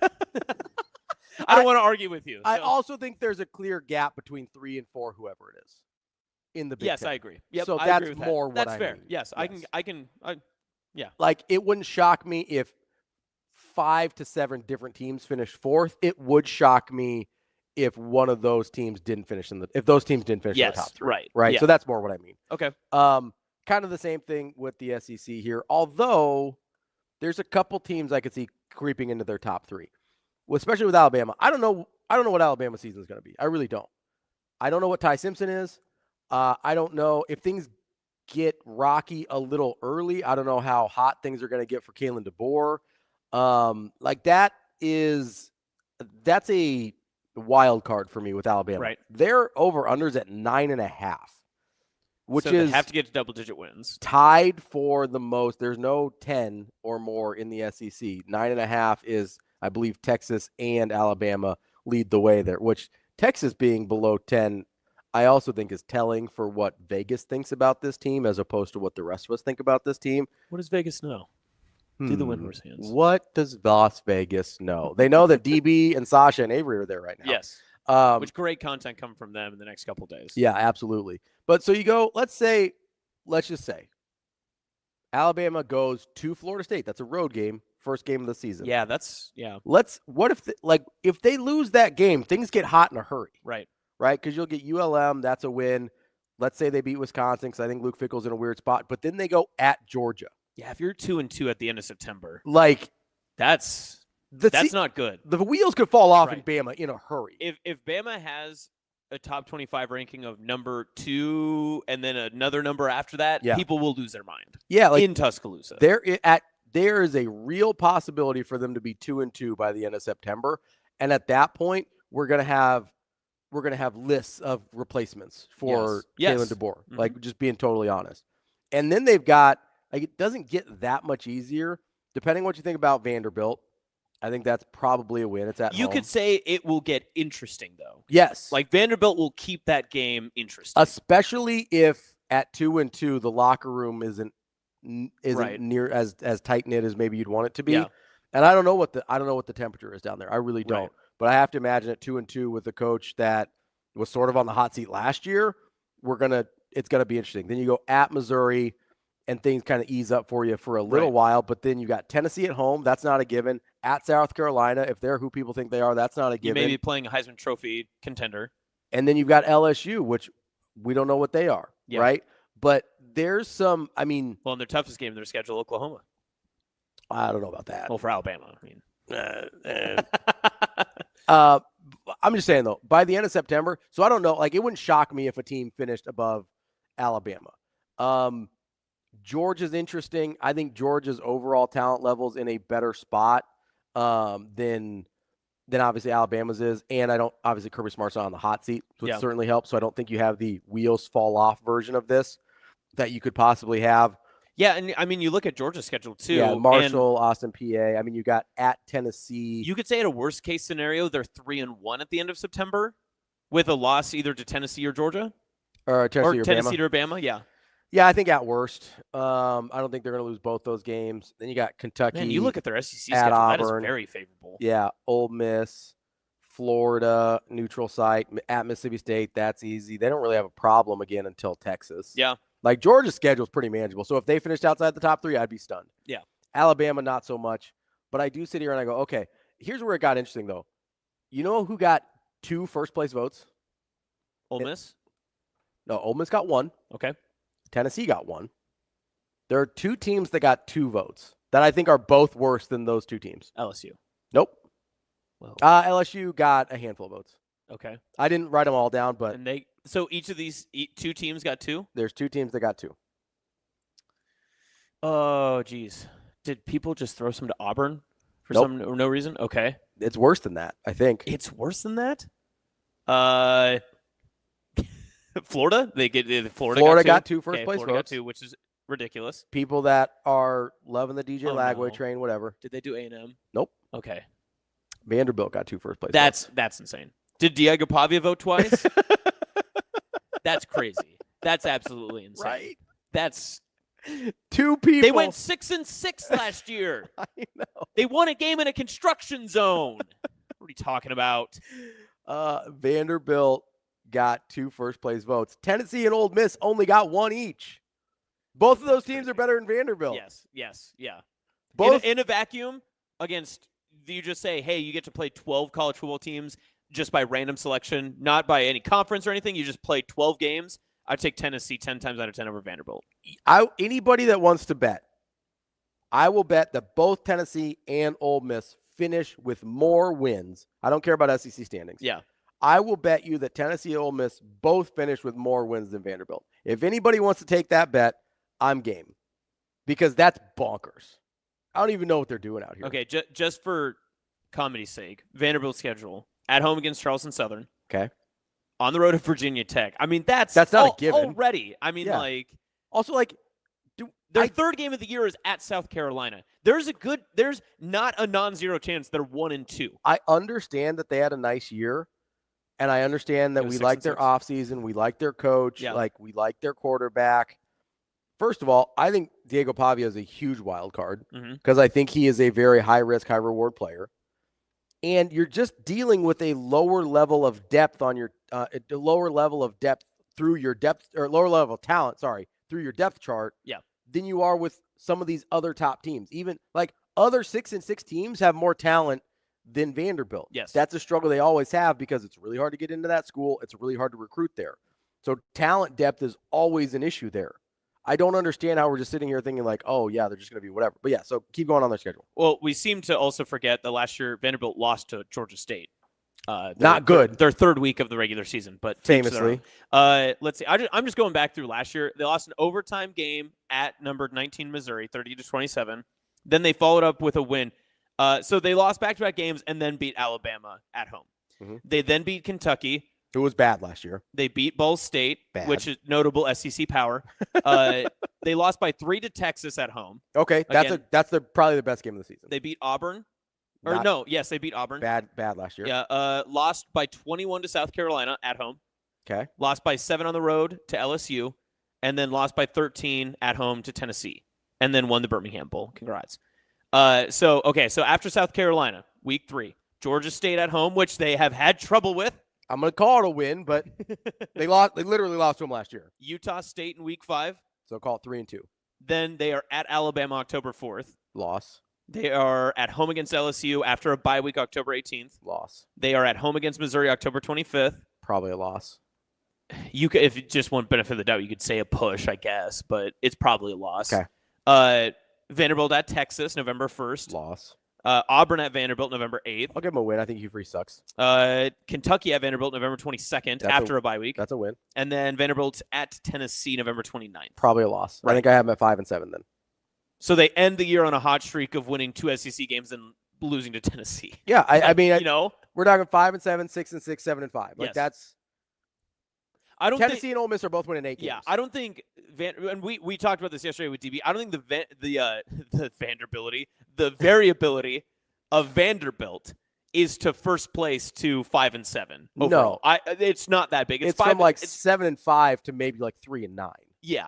Like the I bottom, say that. I think it's 4-8, 5-7, 7. I think it's pretty close. I think the bottom is way more likely to fall out than they win 10 games. That's my point. Not to bring this back to Big Ten talk, but I'm still shocked. Always Big Ten that UCLA got 17th place in some of those. I don't know. I don't see a world in which they finish 17th. And they were competitive last year. Yeah. They obviously came into Lincoln and beat Nebraska on a bad week for Nebraska that time.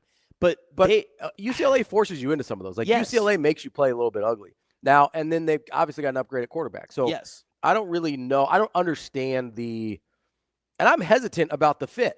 Don't get me wrong. If Nico is part of the drama, if he's part of the problem and it's not just his dad, that's going to be a really weird fit in that locker room. Yeah. I can see their last 4 games of the year I could see as straight losses and all in conference play. And then they also have Penn State, so you could say 5 right there. So, do you want the full schedule or just Big Ten?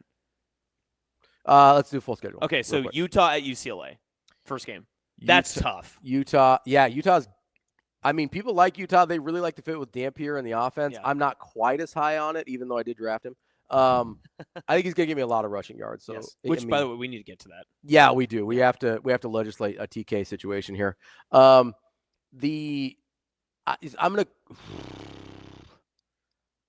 gonna call that a loss. I think Utah beats. It's a night game. Does that help you at all?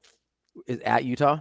At UCLA, which is basically I'm going to give that to Utah. Okay. I would agree with you. I'm a Kyle Whittingham Yep. honk. So UCLA at UNLV, which is insane, but fair. I'll call it a win. New Mexico at UCLA. Win. UCLA at Northwestern. Win. After a bye. Then Penn State travels to UCLA October 4th. Loss. Penn State didn't play all that well at USC last year either. They were in a fight. Yeah, I'm going to call that a loss still. UCLA at Michigan State October 11th. Win. Maryland at UCLA October 18th.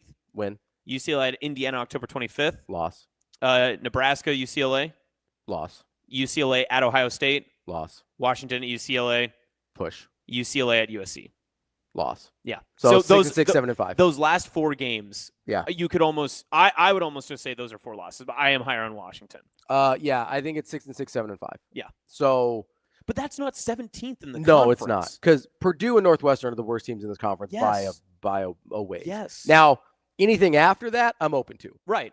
Yeah. Because I think there's a very small gap and a ton of variance from like basically 4 to 16. Mm-hmm. Like we had an issue. I feel very vulnerable knowing that Minnesota's in there lingering. Yeah. And people are putting them at 10, 11. Yeah. And it just feels like we're setting everyone up for Minnesota to just come in and sneak in and surprise everybody. So I wouldn't be stunned by a team finishing 4th until I got to, okay, there's 4 teams I'd be stunned if they finished 4th.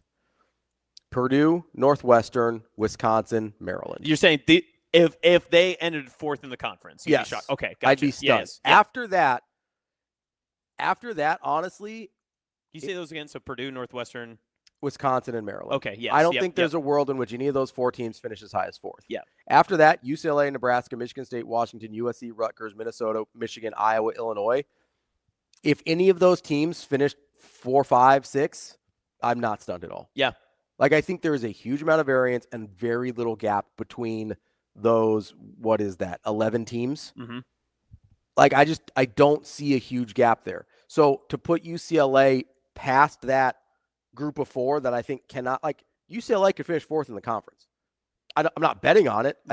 Same thing with Washington. I think Washington's much closer to 6 or 7 wins than they are to 8, 9, or 10. Yeah, but if UCLA gets a sleepy Penn State team and they just happen to shock them, sure, anything's possible, right? Or if they get off to a good start and they beat Utah. Yeah. Like, there's all of a sudden we're talking about maybe 8 wins there. And, like, 8 wins probably doesn't get you to 4th place in the Big Ten, but you're not far off. Yeah. You're probably 5th or 6th at that point. So I don't know. I don't think UCLA disrespect is aggressive, and I'm not even a big fan of that situation. Like, I just think they're more competitive than people want to give them credit for. That's the thing is I think they'll be, unless the Nico thing is like truly a cancer in the locker room, that's going to be a highly competitive football team. Right. And I can say I think that they will be competitive. Maybe that won't translate to wins, but I don't think that they're going to be a 17th place. Your team just knows, hey, this is just going to be, we're going to rest guys in the 4th quarter. We'll be good. I'll throw one more in there. I can't see Rutgers finishing 4th. I can't see Rutgers finishing 4th. Yeah. Yeah. So I've got 10 teams, I think. Illinois, Iowa, Michigan, Minnesota, USC, Washington, Michigan State, Nebraska. 9 teams. I think there's 9 teams that could finish 4th in this league. That's crazy. And UCLA, I think, is one of, like, I think we're forgetting, again, this is the thing that's been bothering me so much about these different quarterbacks. Why is Dante Moore definitely going to be good for Oregon, but Nico isn't definitely going to be good? Like, Nico's numbers at Tennessee last year in a power conference were better than Dante Moore's 2 years ago playing in the Pac-12 with UCLA. Yeah. Like, they were better. Nico was better than Dante Moore because Dante Moore sat out a year, and I get he's at Oregon. I get that. But because of what's around him. That's really the only answer. I get that. But, like, we think Dante Moore is going to be better than Nico? We're just assuming that? I can see it because of what's around him, but that's not a given by any stretch of the imagination. Nico was already better. Mm-hmm. I don't understand what we're doing here with the Dante Moores of the world. Well, it just it has to be the same argument that we made with Dylan just a little bit ago, just about the receivers he had from one year to where he's going next. That the roster, but we're not and the team making that assumption with Dylan. Right. Yeah, that's the problem. Is like we're so unevenly applying the logic. Right. It either is one thing or it's not. Like, does the better situation for Dante Moore outweigh the better offensive coordinator for Dylan and the better receivers? It's a good argument. Well, you know what I mean? Like, what are we doing? Yeah. And it's not like UCLA was bad 2 years ago. they had a pretty good amount of talent under Chip Kelly at the end of his tenure. Yeah. They didn't win as much as they should have, but there was a pretty good amount of talent there. So we're just going to sit here and say, okay, I don't know how big the upgrade is. And obviously Oregon's guys are better than UCLA's. I'm not making that argument. But is anybody on Oregon staff as good of an offensive mind as Chip Kelly? Probably not, no. That's what I mean. Yeah. And then, so does that offset the better talent around him? Does that, like, what are we doing with Dante Moore that we're making that assumption, but Nico doesn't get that assumption, and Dylan doesn't get that assumption? Like, we're in the same conference even here. I'm not even going SEC to Big Ten. Yeah. Like, we just have to apply the same logic to across the board. Otherwise, what are we doing? Yeah. It doesn't make any sense to me. So is the better situation benefit the lower tier quarterback, essentially, is what you're asking, right? Like, it's the way that you perceive it, right? The better your situation is, the less good you have to be at quarterback. That's why Quinn Ewers led a team to the college football playoff last year. That's a good point. And a lot of people outside of Austin were clamoring for Quinn Ewers to just stay the starter. They thought that Quinn Ewers was a first-round type quarterback. He's not, obviously. 7th round. Like, that's not who he is. Yeah. He will not be competing for a day one NFL starting job. I think that's safe, yeah. Yes. So we're sitting here and go, okay, like, the better situation favors the quarterback that is more limited, right? And so why do you think Dante Moore's so limited? What makes I don't know. I don't know that he's limited. Okay. It's just his production has not been, like, physically, I don't think he's limited. Okay. Right? I think he's got a lot 5-star quarterback. Yeah, he's got a lot of the physical tools that you would want. Like, that's why him and Nico and Dylan are good examples. They were all 5-star quarterback that physically can do whatever you need him to do. Right? The question, though, is, okay, his production did not light the world on fire at UCLA. Nico was actually pretty good in his 1 year of production at Tennessee in the SEC, and Dylan was a lot closer to Dante Moore's numbers, although I think some of the peripheral numbers are a little bit more in favor. Certainly the completion percentage, I believe the interception rate is lower. Like, I think there's more indications that Dylan can be a better passer than Dante Moore. Yeah. Dante Moore probably a little bit more dynamic in terms of what he can bring to the table athletically. So Dante Moore, 9 games in the Pac-12, true freshman. 114 of 213, 54% completion rate, 1,610 yards passing, 11 touchdowns, 9 interceptions, a 4.2% interception rate. Yeah. That's not good. He also threw 8 pass attempts last year. That's not good. And he only ran for, let me check, negative 84 yards. So if you're counting on his legs, like, yes, I get that's probably a factor with him more than it is with Dylan. Yeah. But, I mean, the track record does not indicate that this guy's going to light the world on fire. And that was a Chip Kelly offense, correct? Yes, that's a Chip Kelly offense in UCLA. That was his last year, because last year was Chip Kelly's only year at Ohio State. Yes. Last year, or 2023, was Chip Kelly's last year at UCLA. I get that there was a little bit of drop-off from 2022 to 2023 with that team. There's still a pretty good amount of talent. It's still a Chip Kelly offense. Yeah. Right? So I'm sitting here and I go, okay, he's 14 percentage points lower than Dylan on completion. He's 1.6% higher on his interception rate. His touchdown rate's a little higher. Fair. But I don't understand why I'm sitting here and he's been out for a year, and I'm going to say that their offensive minds around the team are not better than Dana Holgorsen or Chip Kelly for that matter. And I'm just assuming he's going to be better. Yeah. I'm just assuming he's not just better. People think he's going to be actively very good. Like, and maybe he will be, but you can't make that assumption based on what we know.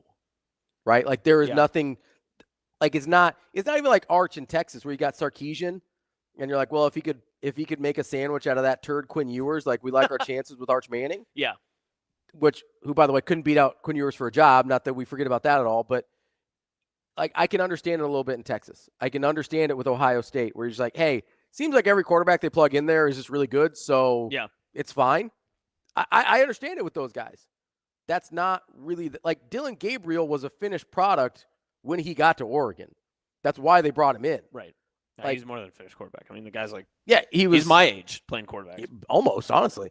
Like, Bo Nix had 3 years of SEC starting experience by the time he got to Oregon. And that's our entire experience with Dan Lanning and quarterbacks at Oregon. Yep. And Bo Nix had his biggest jump with Mario Cristobal as his head coach.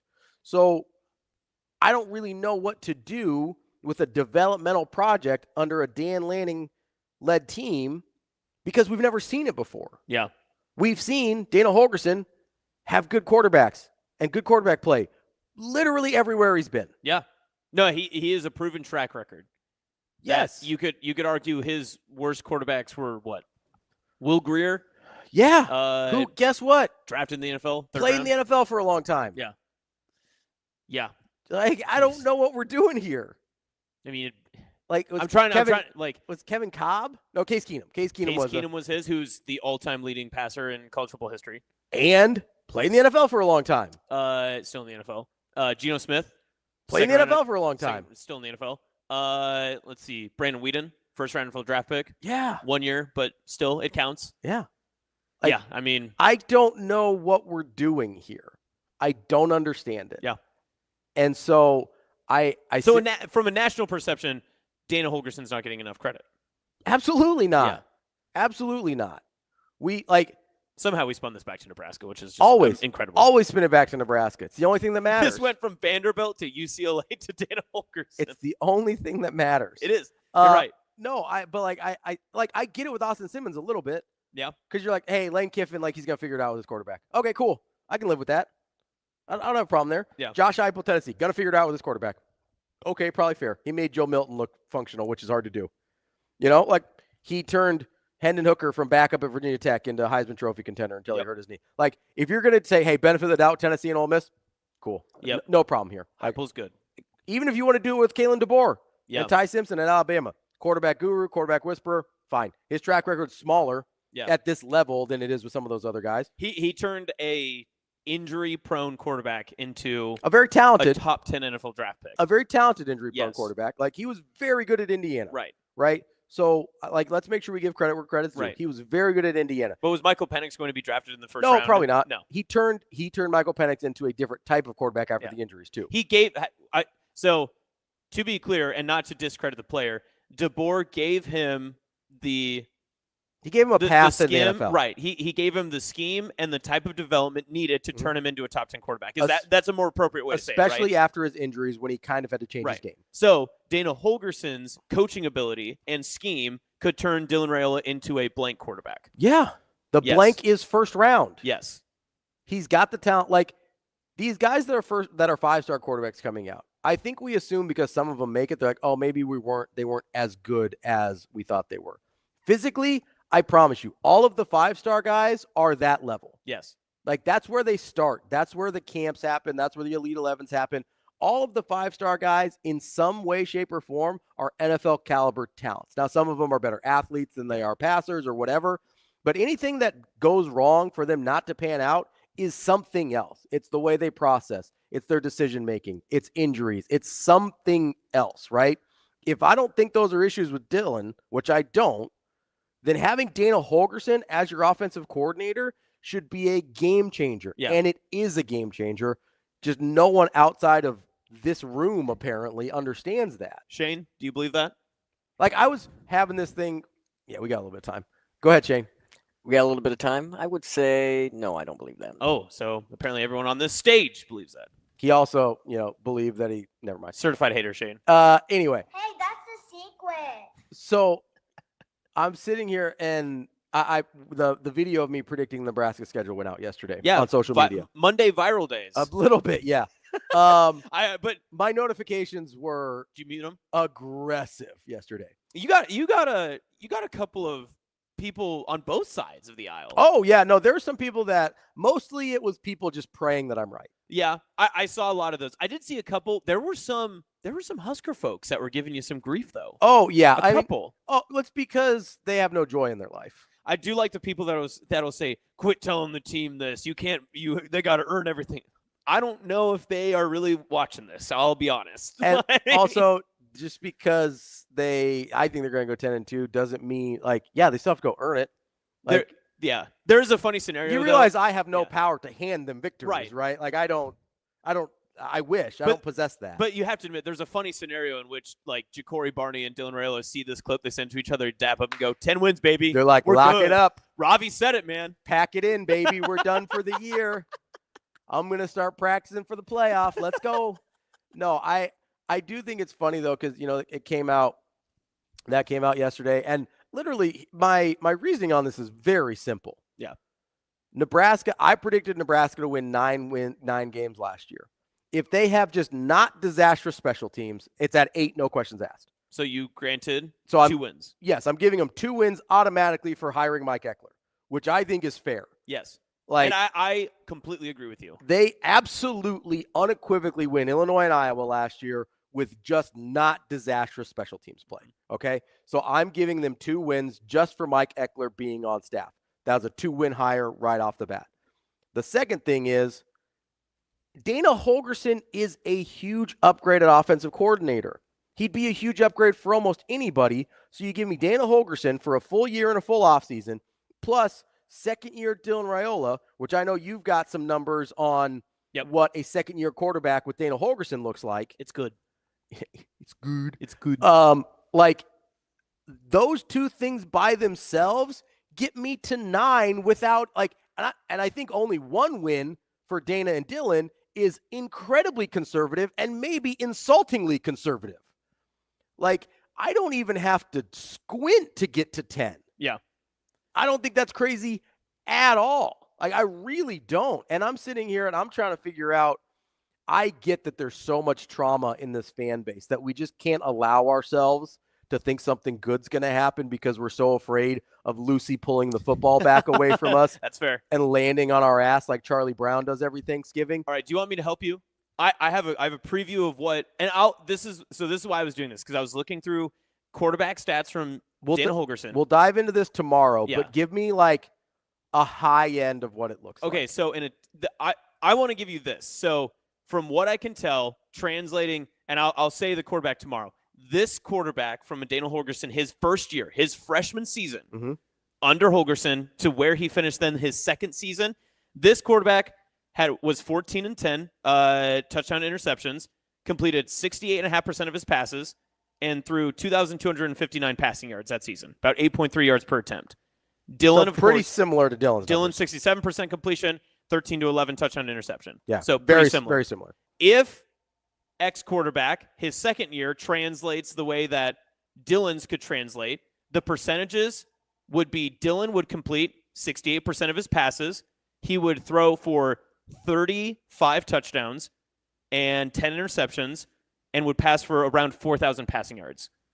If Dylan How is that not 10-2? If Dylan puts up those numbers, that's a 10-win team, no questions asked. Yes. Like full stop. Yes.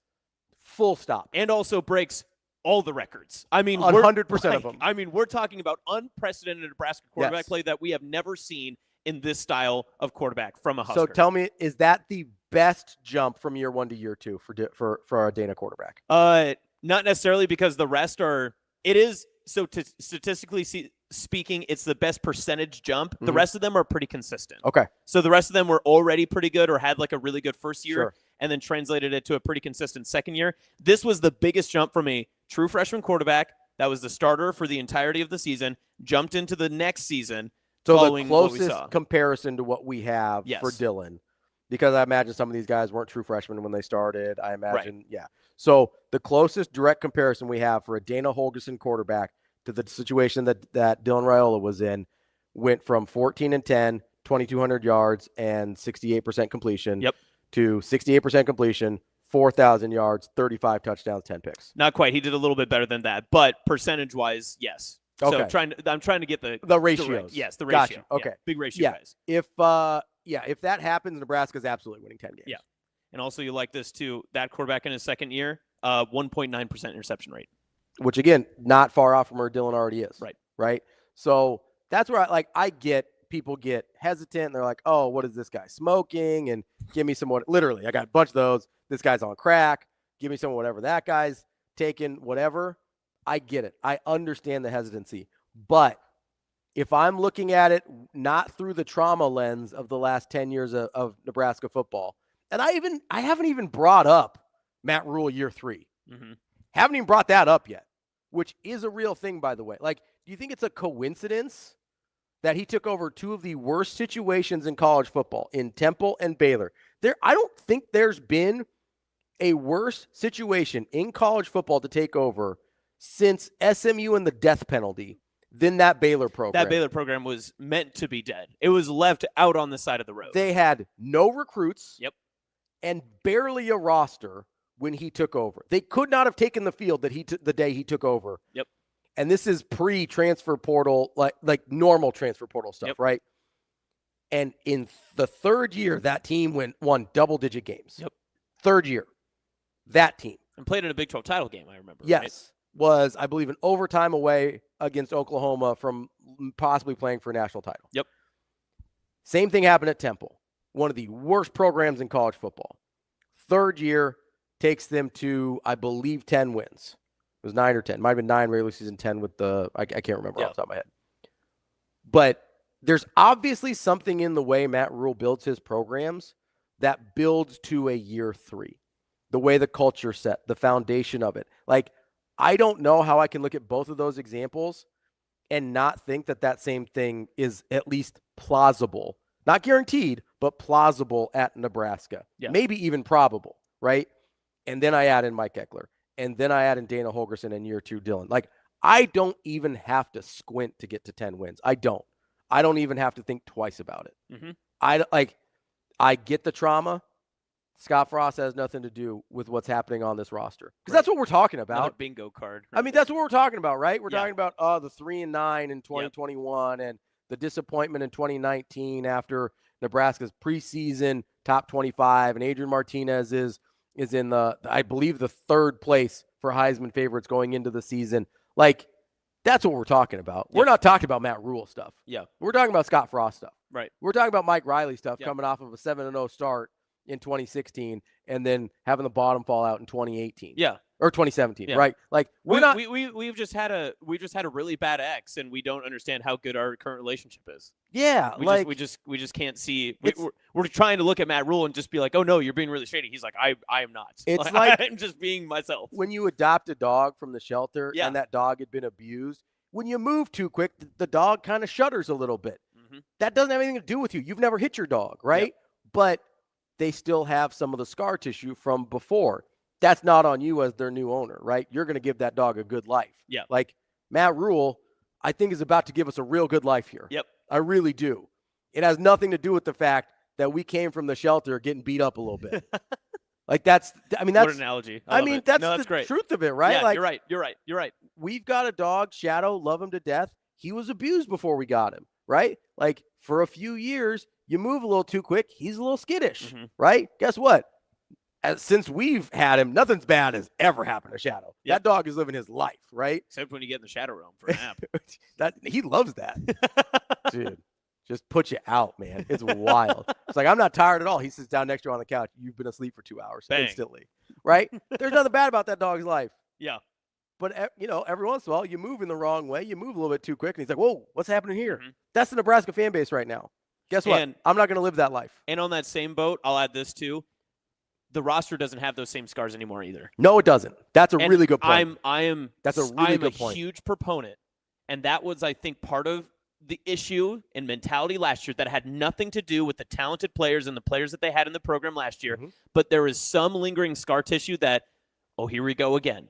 I'm convinced. This is how it happens. I'm convinced, and we can take a break after this. I'm convinced that that's part of the reason Matt Rule wrote it out with the older guys. Yep. So that they could get and he sort of said this, not directly, but he wanted the older guys to get the monkey of the bowl game off the back of the program. He wanted the older guys to suffer through this season and get through it so that the younger guys had the opportunity to not have to deal with that. So they could move forward to greater things. I am convinced that's what happened last year because I am convinced there were younger guys that would have done better last year at certain spots. You and I completely agree on that. Like, I think there's some place in the defensive backfield. We saw it with Donovan Jones in the bowl game. Donovan Jones was good. Yes. He hardly played before that. Like, there's especially in the defensive secondary. I think with like some of the Wills McGahee and Shavers and some of those guys. Riley Van Poppel's a really good example of this. You don't think Riley Van Poppel could have helped that team last year? I know you're a big proponent on that. You said it almost every week. RVP's really good. Yep. And he will be very good. I'm sitting here and I go, like, you don't think Keon Davis could have helped last year? Keon Davis is really good. Yep. I'm sitting here and I go, okay, he's trying to get through this with the guys that got them, that were part of getting Nebraska in this situation, to be fair, right? They were part of the previous regime, a lot of them, that led to these problems. So you find your way out of it, right? These new guys, these young guys, they get to go do something else. Yep. But you put them in a position where they're allowed to. For the first time in a long time, a team is coming in without the scar tissue of past problems. Yes. And they're coming in with their own realm of success. And it's been a long time since we've been able to say that about a Nebraska football roster coming into a hopeful season. Without the baggage and the burden that we've seen over the last decade or so. We'll take a quick break here. That's Austin. I'm Ravi. We'll be back. More Hurrdat Sports Live coming up next.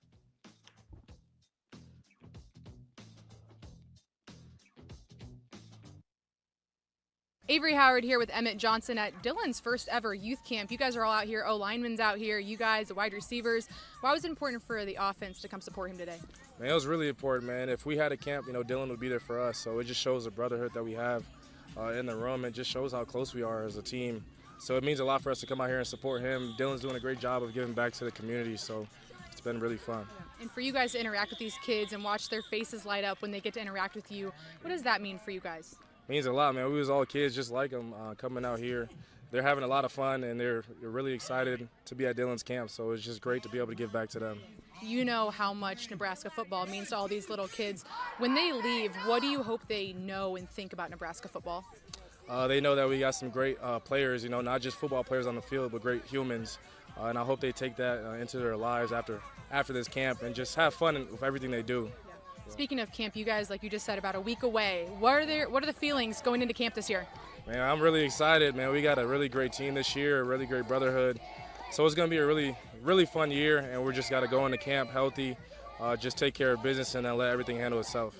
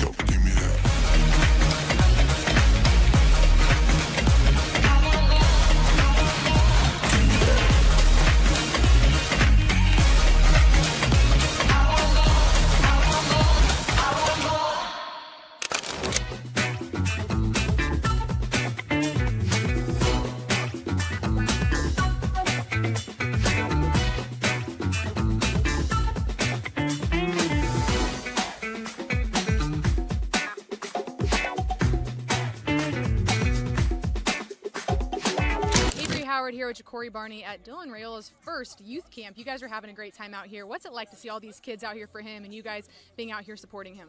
It's exciting for me to see him, bring the whole community out.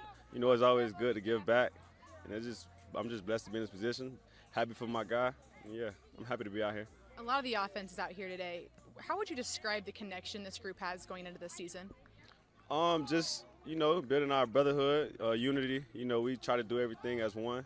Try to move as one. We knew he was having a camp. We all wanted to come out here, show our love to the kids and to my boys. So, yeah, we enjoy being out here. We enjoy the kids, and we're just happy to be here at the end of the day. Yeah. We was once these young kids, so it's always a blessing to give back.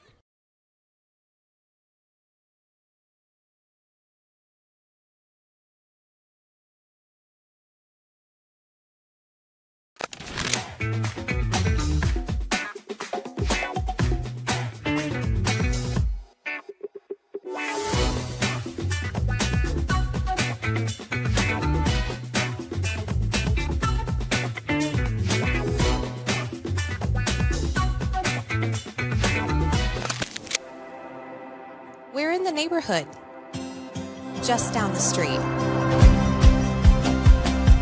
With a wide variety of home equity products to help you create a relaxing oasis. So you can kick back and relax in comfort.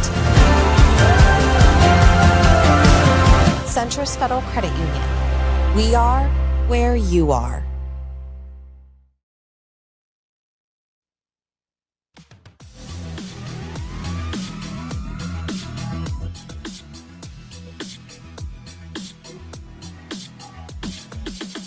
You're listening to Hurrdat Sports Live.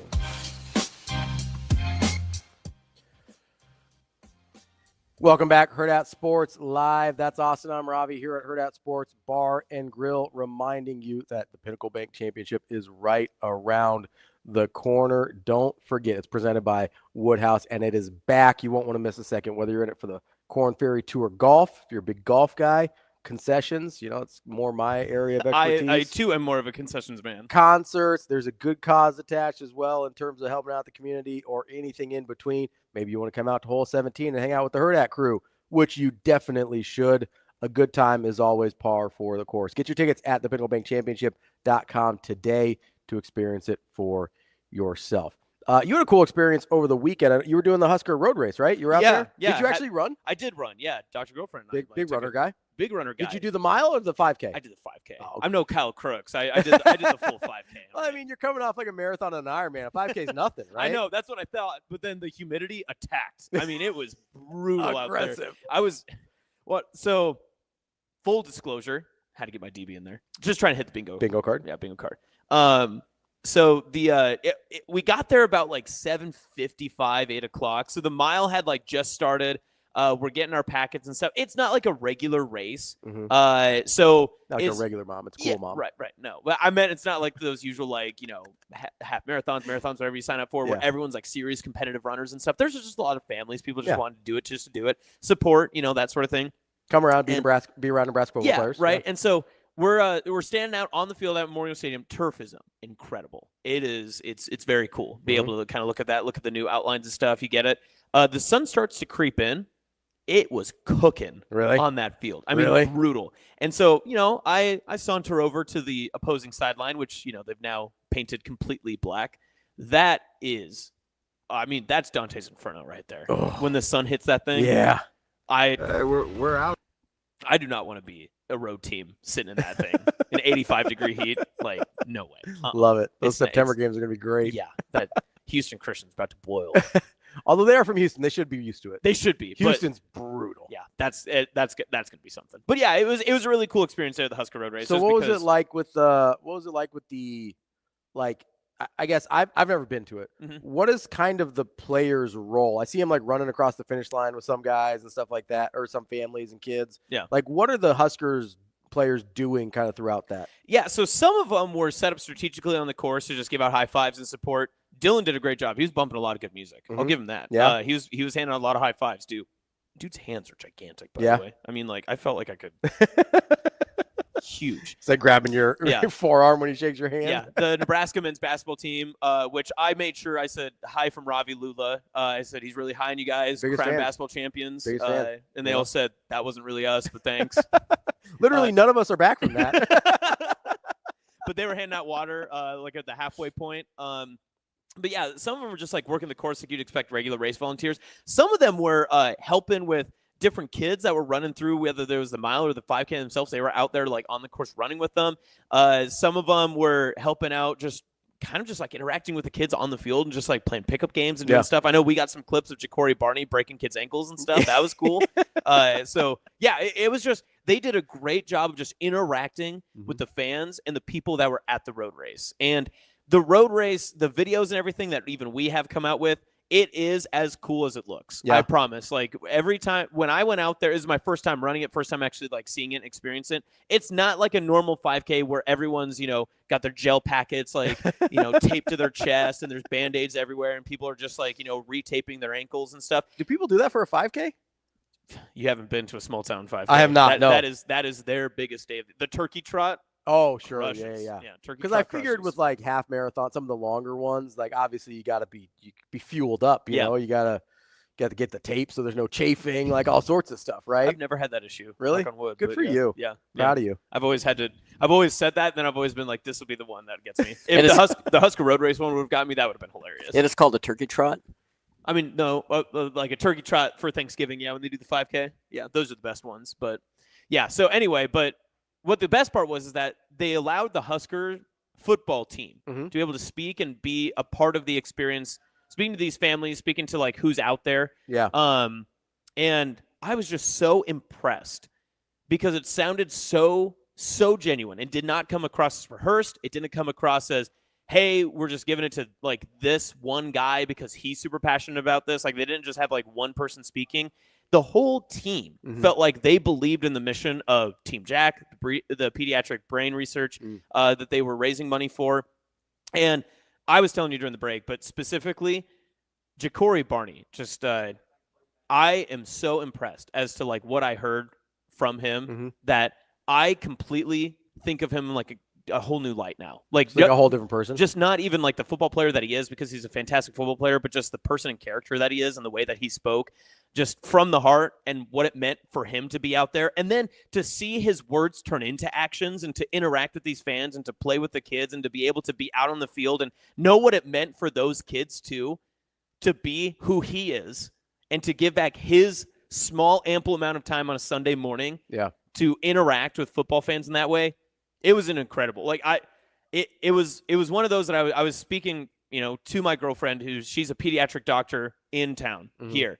And she was super pumped up. She's like, oh, I can wear this shirt to work. I can, I can wear the wristband. I can say like, oh, what did you guys do this morning? I actually helped, support the kids we support every day. Yeah. But she has always been a little bit more on the side of, well, life is bigger than Nebraska football. Sure. And she means it. And she knows it because the kids that she's had to work with and the things that she has to see day in and day out. She's got a real job. She does. And it's much bigger than sports. Yeah. It's much bigger than that.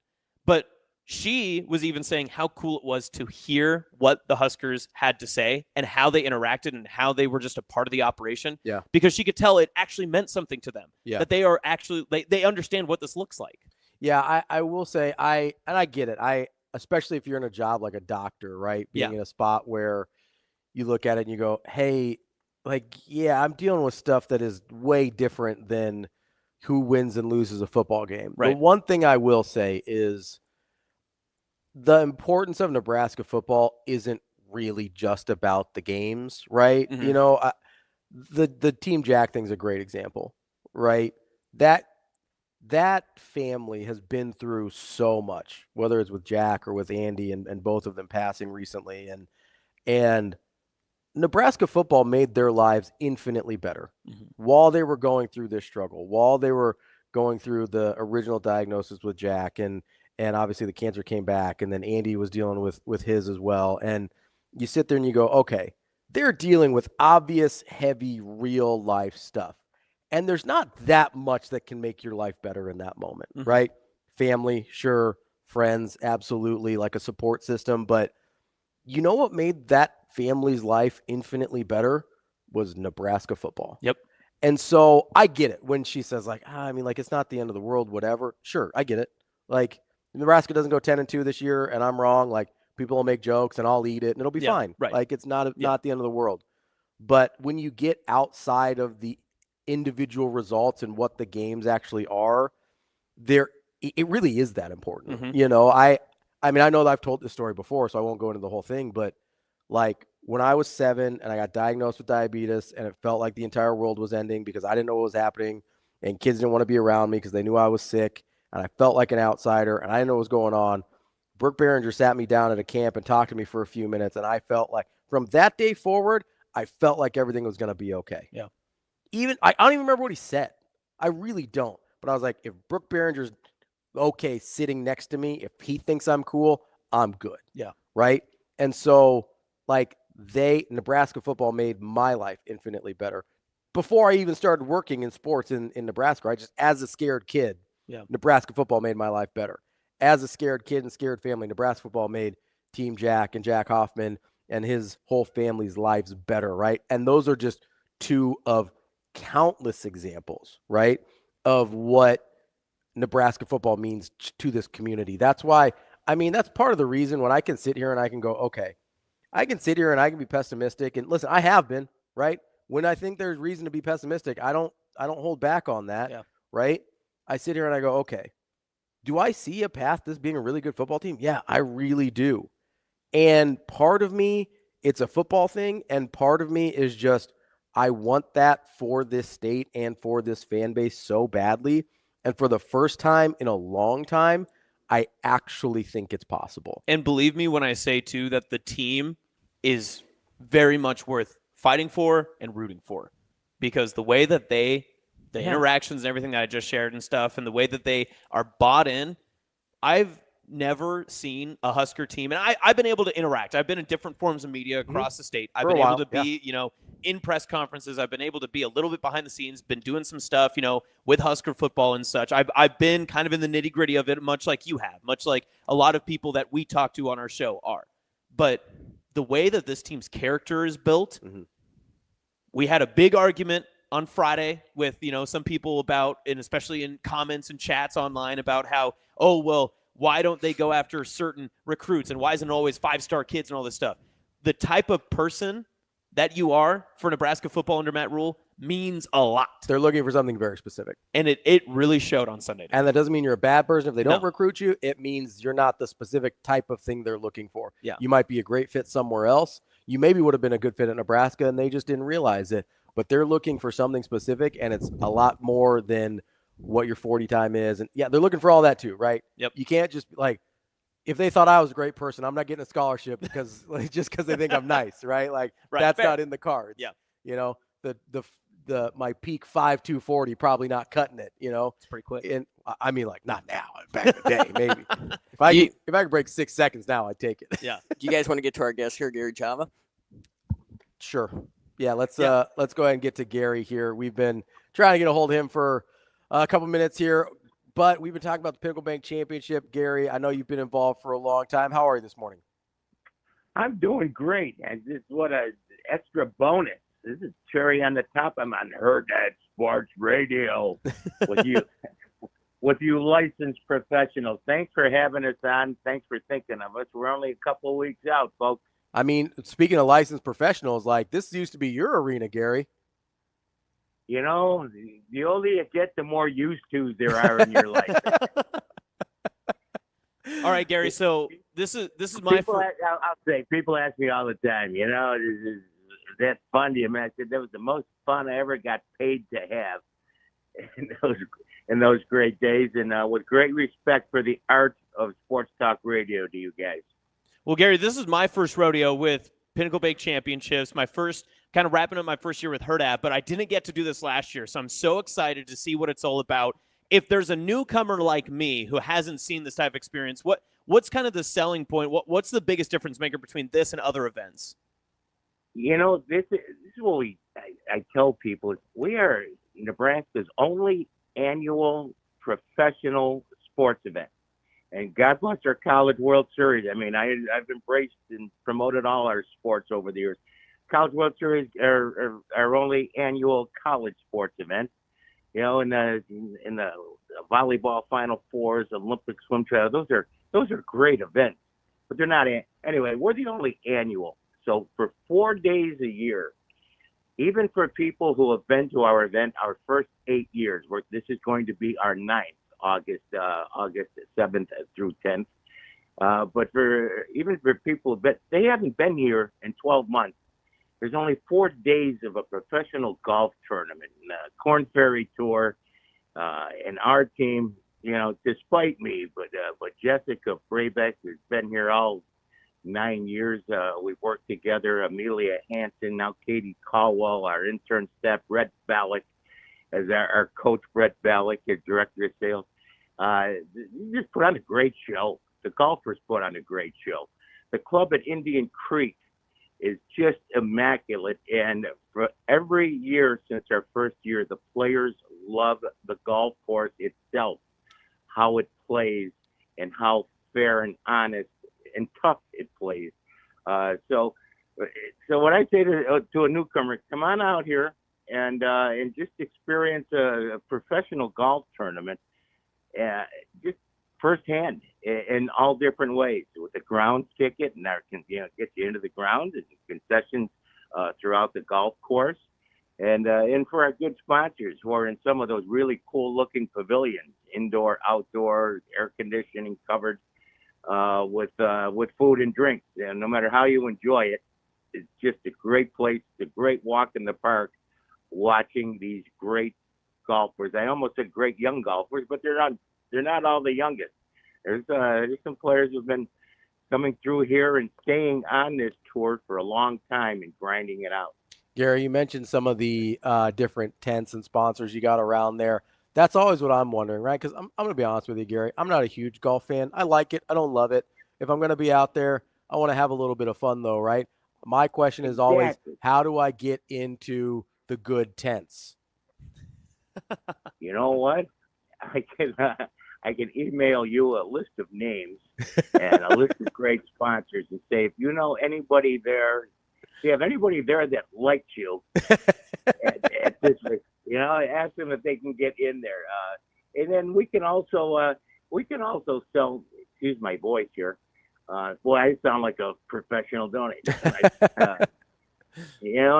At 73, you hit puberty again, and my voice is cracked. My gosh. But no, we can. There are still tickets available on our website, Pinnacle Bank Championships, and look for pavilion tickets to get into there. And our pavilions, our sponsored pavilions, we have the NMC Rental Pavilion, the Hurrdat Sports Pavilion, the Par 3 Party Hole with your title on it, your name on it, and the Michelob Ultra Pavilion and some others. But they include they open up at 9. Tee times. The first 2 rounds are about 6:45ish, and then on the weekends about 7 o'clock. So the golfers start coming around and getting to those pavilions around 9 o'clock or so. So the bar's open then. If you have a pass into that ticket, the bar's open. Hot lunch between 11:30 and 1:30, part of those tickets. And then snacks throughout the day, and grab some food, grab a drink, go out for a walk in the nicest park you're going to walk on all year long or walk through. That's what you're going to get to do. Okay, Gary, I need some clarification here. So do airport rules apply? Like I can get a drink as soon as I get there, right? Like we're not like it's always 5 o'clock on the golf course, right? It doesn't matter. Oh, sure. We have them on our shuttle buses coming out. We don't care what you're here. Have a drink. No. I'm just kidding. We do not do that. Our pavilions open up. Yeah, we don't do that. It might be a good idea when at some other event, but not here. But the pavilions open up at 9. The course opens up about a half hour before tee time. So the drinks start at 9. In our pavilions, and that's when they open up. The course opens up just before first tee time, and the concessions are open at the same time too. Gary, appreciate the time as always. I can't wait to be out there and see you in just a couple of weeks. You'll have to save a drink for me. All right? Oh yeah, you can have mine too because we're busy. Let me mention this. Let me mention this that Scotty Scheffler fellow played here in 2018. Missed the cut, came back the next year and finished tied for 27th. And I think they ruined his career. I think he quit after that. He was never heard from again. Yeah. Where could he be? Gary, appreciate the time as always. Can't wait to see you in a couple weeks. Thanks for having us. Look forward to seeing you guys August 7th through 10th. There we go. That's Gary Java from the Pinnacle Bank Championship presented by Woodhouse. We will be back with Mike Schaefer from Husker 24/7 here on Hurrdat Sports Live.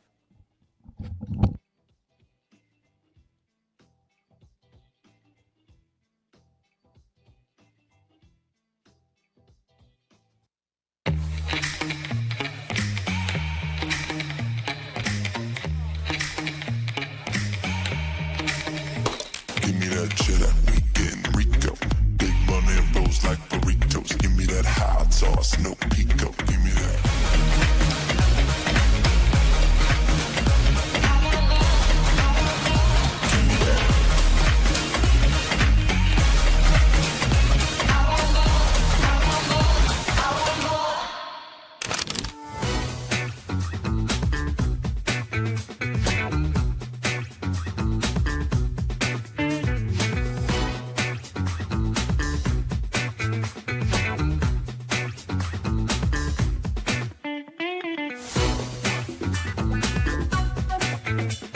Steven, you're repping the Creighton hat. You got multiple Creighton alum. What does it mean to be a part of this? Yeah, it's a lot of fun. Obviously, Ryan and Jemiah are about to play here right after us, and so repping the Blue Jays while we go watch them play. And then, it's fun also realizing that tomorrow's game's against Trey, and obviously been able to watch Baylor at the Celtics, and he's with a few of my other former teammates at Utah State. So it's been a lot of fun, a good summer league.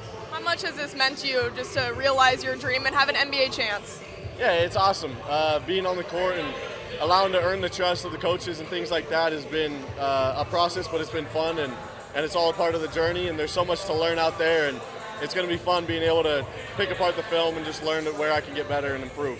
So you're also playing with a former rival, Keisei Tominaga. What's it like seeing him go, because he's also a sharpshooter like you? Yeah, our games complement each other well. Obviously there's a lot of gravity, and our shooting abilities complement each other, and it's nice to be on the same side of the ball of him rather than the opposite. Would it be fun to do a little shoot-off between you guys ever? Yeah, it'd be pressure. I mean, there's not a lot of misses, so he's top tier, and it's been fun being around him this summer league.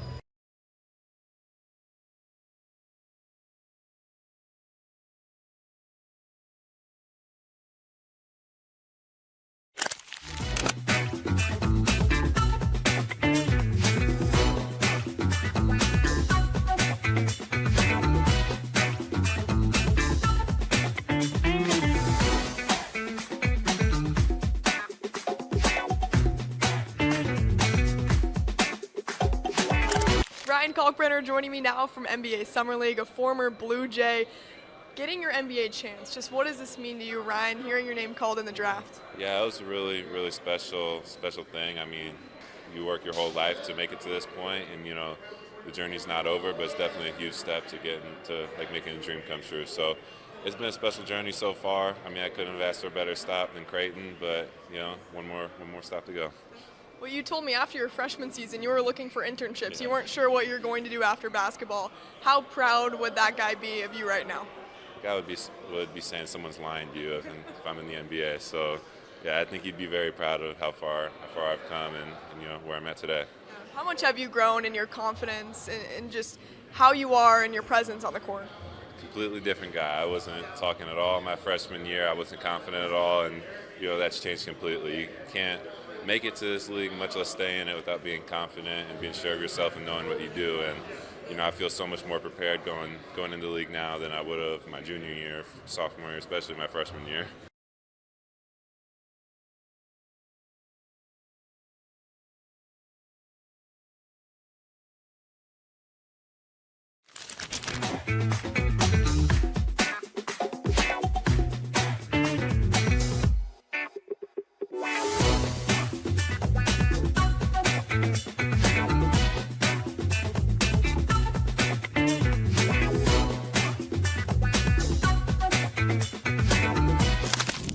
Imagine your first dream home and the feeling of walking inside for the first time. With Centrist Federal Credit Union's First Time Home Buyers program, you are at the doorstep of bringing your vision to life.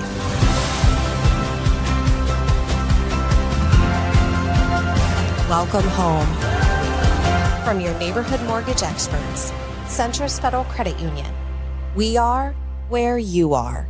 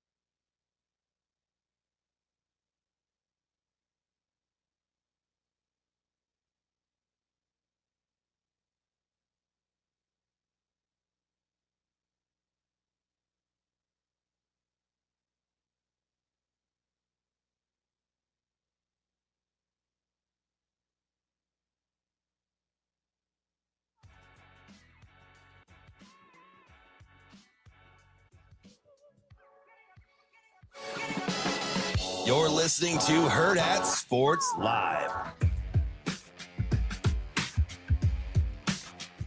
Welcome back, Hurrdat Sports Live, presented by Centrus Federal Credit Union. That's Austin. I'm Ravi here at Hurrdat Sports Bar and Grill. Don't forget, you kids eat free on Tuesdays. That's today with the purchase of an adult entree. Make sure you get in here to La Vista or Gretna locations. We are joined now by Mike Schaefer from Husker 24/7. Schaefer, how are you this morning? I am good. How are we doing over there in Papillion? La Vista, I think technically. La Vista. I don't know. I've gotten so lazy. I just say the Metro, and I'm pretty sure that encompasses everything to Grand Island. So. Oh, nice. Oh, I don't. So, some people consider Grand Island its own metro, but that's just from my Western Nebraska take. So you don't want to get too far into the weeds on that, Schaefer. Yeah, well, I'm not looking to get into the weeds. I just don't know how far out we extend. Like the call when I get a phone call from you guys comes in from UTAN. Is that Metro adjacent? Well, it's like, more of a. Just more of the peninsula, of the metro. So I guess that counts. But it's far enough away from here that it'd be a drive for most folks. I'm going to be honest, Schaefer, as an Omaha native, I'm a little more selective about what I include in the metro. Some people call that pretentious. I don't know. You can call it whatever you want. I'm not extending that courtesy, certainly out to Grand Island. That's quite a ways away. Your boundaries. Yes, I do. How far to the west are you going? Like, is Waterloo too far to be metro? Yes, I go to the Outlet Mall. That is as far southwest as I go. Interesting. Ashland's not part of it. On the wrong side of 204th. Yes. Well, so I'll include Elkhorn. So it's probably like 220th ish. So it's about a mile west of 204th is the boundary for me. Well, I just want to, clarify for future reasons. So I just want to know where people are at with these things. If you have Omaha questions for any reason, I'm your guy. I can help you out. I'm happy to walk you through however we can navigate that for you. That's good to know. It's good to know. I'm going to file that one away. I'm very passionate about Omaha, Schaefer. So yeah. As you know, I've gotten all my recommendations from Ravi. Actually, that's the only thing I can trust. Schaefer, your Big Ten media preseason poll, the Schaefer poll that you put out yesterday. Which team did you see from that 5 through 9? Because much like you wrote and said, a lot of people agree the 1 through 3, and a lot of people say 4 would be Illinois. You had USC 5. We went through this exercise yesterday. Which team in that 5 through 9 for you do you think actually has the most variability that could range from maybe pushing Illinois out of 4 to falling outside of that top 10 range in the Big Ten? Yeah, USC certainly fits that category. I think Washington fits that category. I've kind of talked myself into Washington being a team that could at the very least play spoiler. Like they get Illinois, I believe, out in Washington this year. So that is a potential fun matchup with teams that we don't really know what to make of entirely. I think Jed Fish is a good coach. I think they've done a nice job bringing in talent. He inherited a tough situation, which is weird to say when you become the coach of a team that just lost the national championship. But they lost a lot of players in the portal and not a lot of time to be able to figure out their roster entirely. And so I think they're kind of a second-year bounce team in the conference, and then with a second-year coach for them as well. So I think Washington's certainly a team that's really volatile that I have in that mix. USC as well. I mean, the reason all those teams are in that mix is that they are volatile. I mean, Michigan, it would not shock me at all if Michigan went 6-6 or 7-5. Yeah. It wouldn't. It would shock me if they were like. So I guess there's a little bit of a cap there for them. I mean, Nebraska's consistency issues are well documented. We don't spend time on them. But then like you get past those teams. Like I don't think there's any volatility with Iowa. I think they're going to win 8 games with maybe the upside of 9, or they're going to win, 8 games with maybe the downside of 6. So there's not like a lot to kind of see there. Indiana, I don't really believe in the second year. So It's really just that handful of starting with Illinois, USC, Michigan, Washington, Nebraska. Those are the sort of teams that I think could be on either side of in the top 6 in the conference or potentially in the bottom half of the conference. Schaefer, I kind of want to go through this exercise with you real quick here as we're going through this, because you're talking about the volatility with some teams and the variance with others. I want to go down kind of your order here and tell me when to stop when you think a team couldn't finish in 4th place. Okay. Illinois, obviously you have in 4th.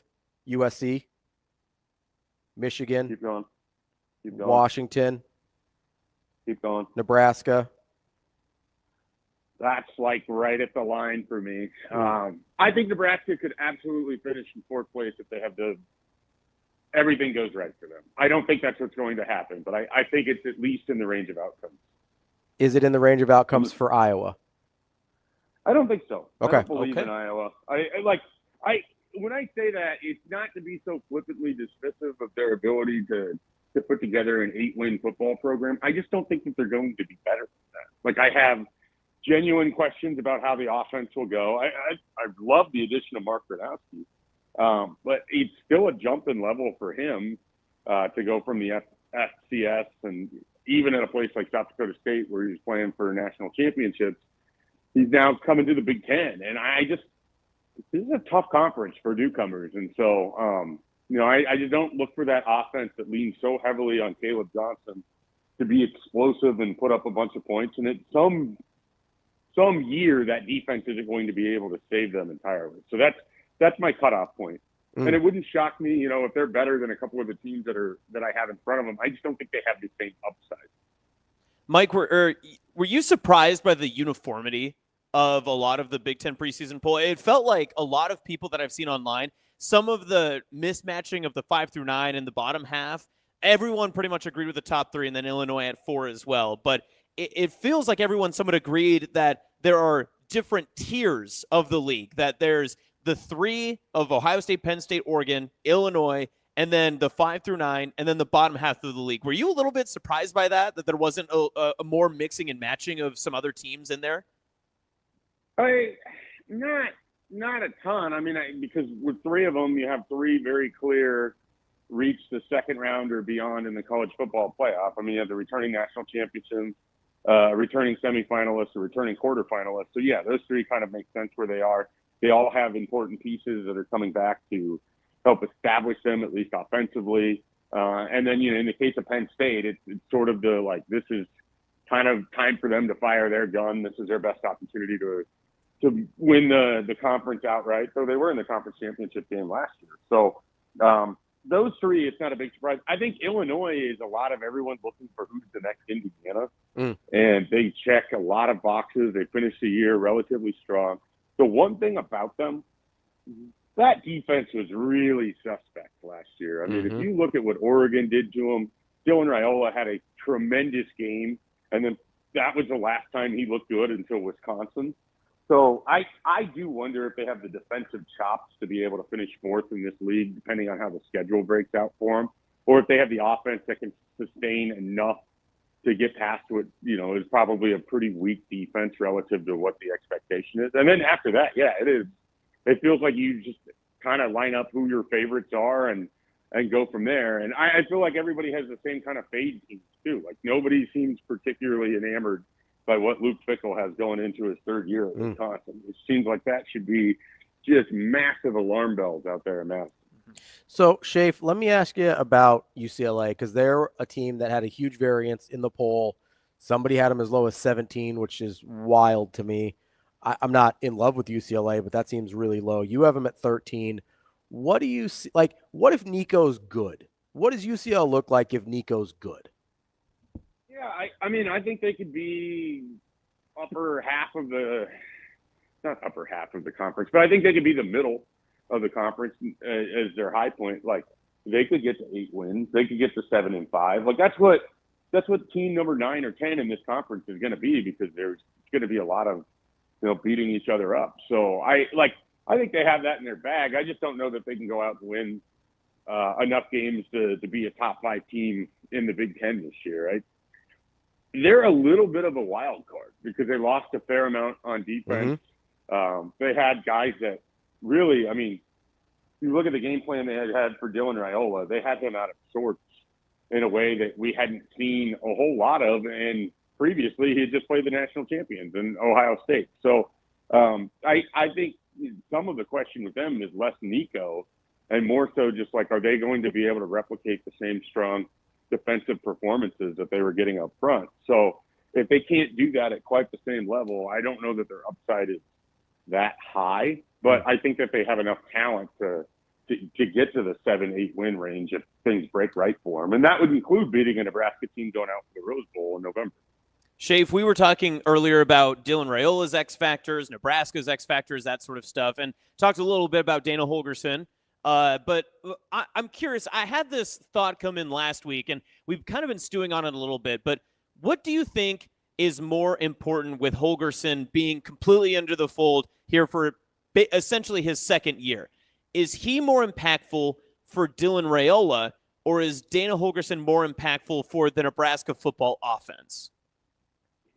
I think he's more impactful for the Nebraska football offense because you kind of get to cheat and have Raiola as part of that answer. Fair. All right. So, good caveat. So you have that, but like I look at these numbers every time I write about it. I wrote about him yesterday. He's the number 2 player on the most indispensable Huskers list in Emmett Johnson. His usage numbers when Dana took over just jumped off the charts. So the way Nebraska was playing offensively was different with Holgorsen, and you could see it in how Emmett Johnson was used. He was getting up to 20 and a half touches. He averaged, I think, 6 receptions a game. He had 7 total receptions his entire previous year. And then leading up to that point in the USC game, I think he only had a handful of receptions. So they clearly changed some of the focal point of how they wanted to attack. And then they had an entire offseason to look at it and be like, okay, here's how we can use Emmett Johnson in this way. We went out and we have some running backs that we like that we can throw the ball to, whether it's Mekhi Nelson, whether Isaiah Mosey moves into that role. Quentin Ives is someone that can catch the ball out of the backfield. I still think there's real questions about him as your backup running back. So I think the offensive identity has changed with Dana Holgorsen. So I think it's a bigger effect on the offense as a whole than just on Dylan. But Dylan obviously is going to reap the benefits of it. And if he can streamline easy, efficient throws for a quarterback that has, the brain to process all of this, like that's the real upside here. Schaefer, I know you got to go here in a couple of minutes, so I want to get you out of here on this. Is there anything you're looking forward to hearing from Big Ten Media Days? We heard a lot of interesting stuff from the Big 12, from the SEC. Do you anticipate or are you looking for something specific from the Big Ten Media Days, whether from Nebraska or anybody else? I look forward to Tony Petitti just trying to whitewash the Michigan scandal like it never happened, like Rob Manfred talking about the 2017 Houston Astros. But so we'll have that to look forward to, because why would you ever want to hold anybody accountable? Just why would anyone want accountability in this level of society? Well, it's good. Jim Harbaugh's just such a lovable character. I mean, how could you not want him to win? I can't say the things I'm thinking on air. So, beyond that, like, there's not a ton. I'm not a big media days person. I'm much more excited to get over to practices here in the coming weeks and have the opportunity to kind of hear from the different assistants or hear from the different players about what it's sort of looking like and feeling like over there. I think Matt Rule will do a great job representing Nebraska, as he always does, and all of that. I don't think there's going to be a lot we're going to learn. Like, I don't think he's going to sit up there and be like, well, you guys have been talking about who's going to be right tackle all offseason, and here's the answer. As nice as that would be, but I think we're going to get a lot of platitudes, and it'll be interesting too, because if you guys go back and think about it, they didn't want to get into specifics in the spring. Like, they didn't want to talk about specific players a whole lot. I'm curious if he can do that in this media day setting, because people are going to want to know, like, what does it look like for you up front beyond Riley Van Poppel, Keona Davis, Cameron Lenhart? Is Elijah Judy the guy? Like, so there's a fair amount of questions. He's going to get asked a lot about running backs. I think we're going to hear a lot about Isaiah Mosey. We're going to hear about some of the other freshmen that's coming in. We're going to hear about how he feels about their whole season special teams resting on a punter who's never been in, America before, or punted in America before. So it's there's going to be a lot of discussion about different things. I just don't think we're going to get a lot of answers that we really want right now, which is fine because we still got a little build up till this whole thing kicks off. That's our guy, Mike Schaefer, Husker 24/7. Schaefer, 9:20 on the dot. I got you. Hey, I appreciate it, guys, and thanks for working with me this morning. Absolutely. Thanks for joining us. We'll talk to you later. Yeah. That's Mike Schaefer from Husker 24/7. He brought up an interesting thing with Isaiah Mosey. Yeah. Do you think it's easier to contribute as a true freshman running back or wide receiver? In this year or in general? Just like generally speaking. I've always felt that being a running back is more linear and easier to translate from each level and each step than it is a receiver because of if you're a true freshman, and we heard this a little bit yesterday from DB talking about his Lawrence Phillips story, right? Mm-hmm. If you're a freshman coming in and you immediately showcase a skill set, a body frame, a type, whatever, that can showcase success, running back is one of the easiest. Get the ball in his hands and see what he can do, right? Sure. And I know that there's more layers to it. There's the pass blocking, how you Yeah. can stay on the field. There's more dimensions to your game that you We can heard add that to with it. Derrick Henry when he was talking Right. about his first time in Alabama. Right. Yeah. But at receiver, if you don't have those physical traits, maybe you are a physical freak, right? And we've seen this even with Ja'Cory Barney, right? That if you have a way to get the ball in your hands, that's great. But to just be a translated, X receiver on the outside that you're going to play, basically someone's going to man you up one-on-one throughout the game. You got to beat them one-on-one. I think that's a little bit more complicated, and it takes also the timing of your quarterback. I think the running back's a little bit more. I mean, we saw this with Malachi Coleman a couple years ago, right? Yeah. Physically, basically everything you would want out of a wide receiver. Mm-hmm. And early in the year, especially, people are like, hey, why isn't he getting on the field? Why isn't he getting on the field? I agree with you. I think there's a little bit more involved in being a wide receiver because, you still have the blocking as well, but then getting on the same timing as your quarterback, understanding how to run your routes. I don't think this is a hot take. I think route running is a lot harder than people give it credit for. And it's severely underrated for when people look at physical traits. Yeah. And I know Tim Verghese is a big one on this, on how people run their routes and how clean they can get in and out, because the spare seconds that you don't waste and the energy you don't waste in getting open, open you up as a target to be open, right? Well, think about it this way, right? So think about a guy that runs a 4.55 versus a 4.45, right? Like in our minds, that's a guy that's not very fast to a guy that's pretty fast, right? In a wide receiver. 4.45 wide receiver, pretty fast. 4.55 receiver, not that fast, maybe more of a possession guy. But think about how much you can make up a tenth of a second in just running a route, right? Like if you're making sharp cuts in and out, boom, that's a tenth of a second right there. Like you can make up a tenth of a second in route running like that. And you can turn a guy that runs a 4.55 or a 4.6 into a guy that moves like a guy running a 4.4 just by running the route well. Yeah. Like that's not even an exaggeration. Yeah. Like if you're a 4.4, 4.3 guy and you're a bad route runner, you're going to run routes like you're running a 4.5 or a 4.6. Like you can lose tenths of a second. They can leak out like nobody's business unless you're running a straight fly. You're just a go route and you're like, here we go. Yep. Right? If you're doing any sort of intricacies, I mean, even think of like a post, a very simple route. Yep. Boom, cut towards the post. That's it. If you're not sharp coming out of the post, you lose a tenth of a second just in a blink of an eye. Yeah, and I think that's again a part of the argument in favor for a true freshman running back to have more of an impact than a freshman receiver. Because if you come into the game and if you're a Ja'Cory Barney type like last year where they're going to move you in motion, you're going to get the ball in multiple ways, as soon as you have some film on you that shows, oh, well, when Ja'Cory goes from right to left across your, the formation and he goes behind the quarterback, it's going to be an option play this way or swing route this way because they want to get the ball in his hands.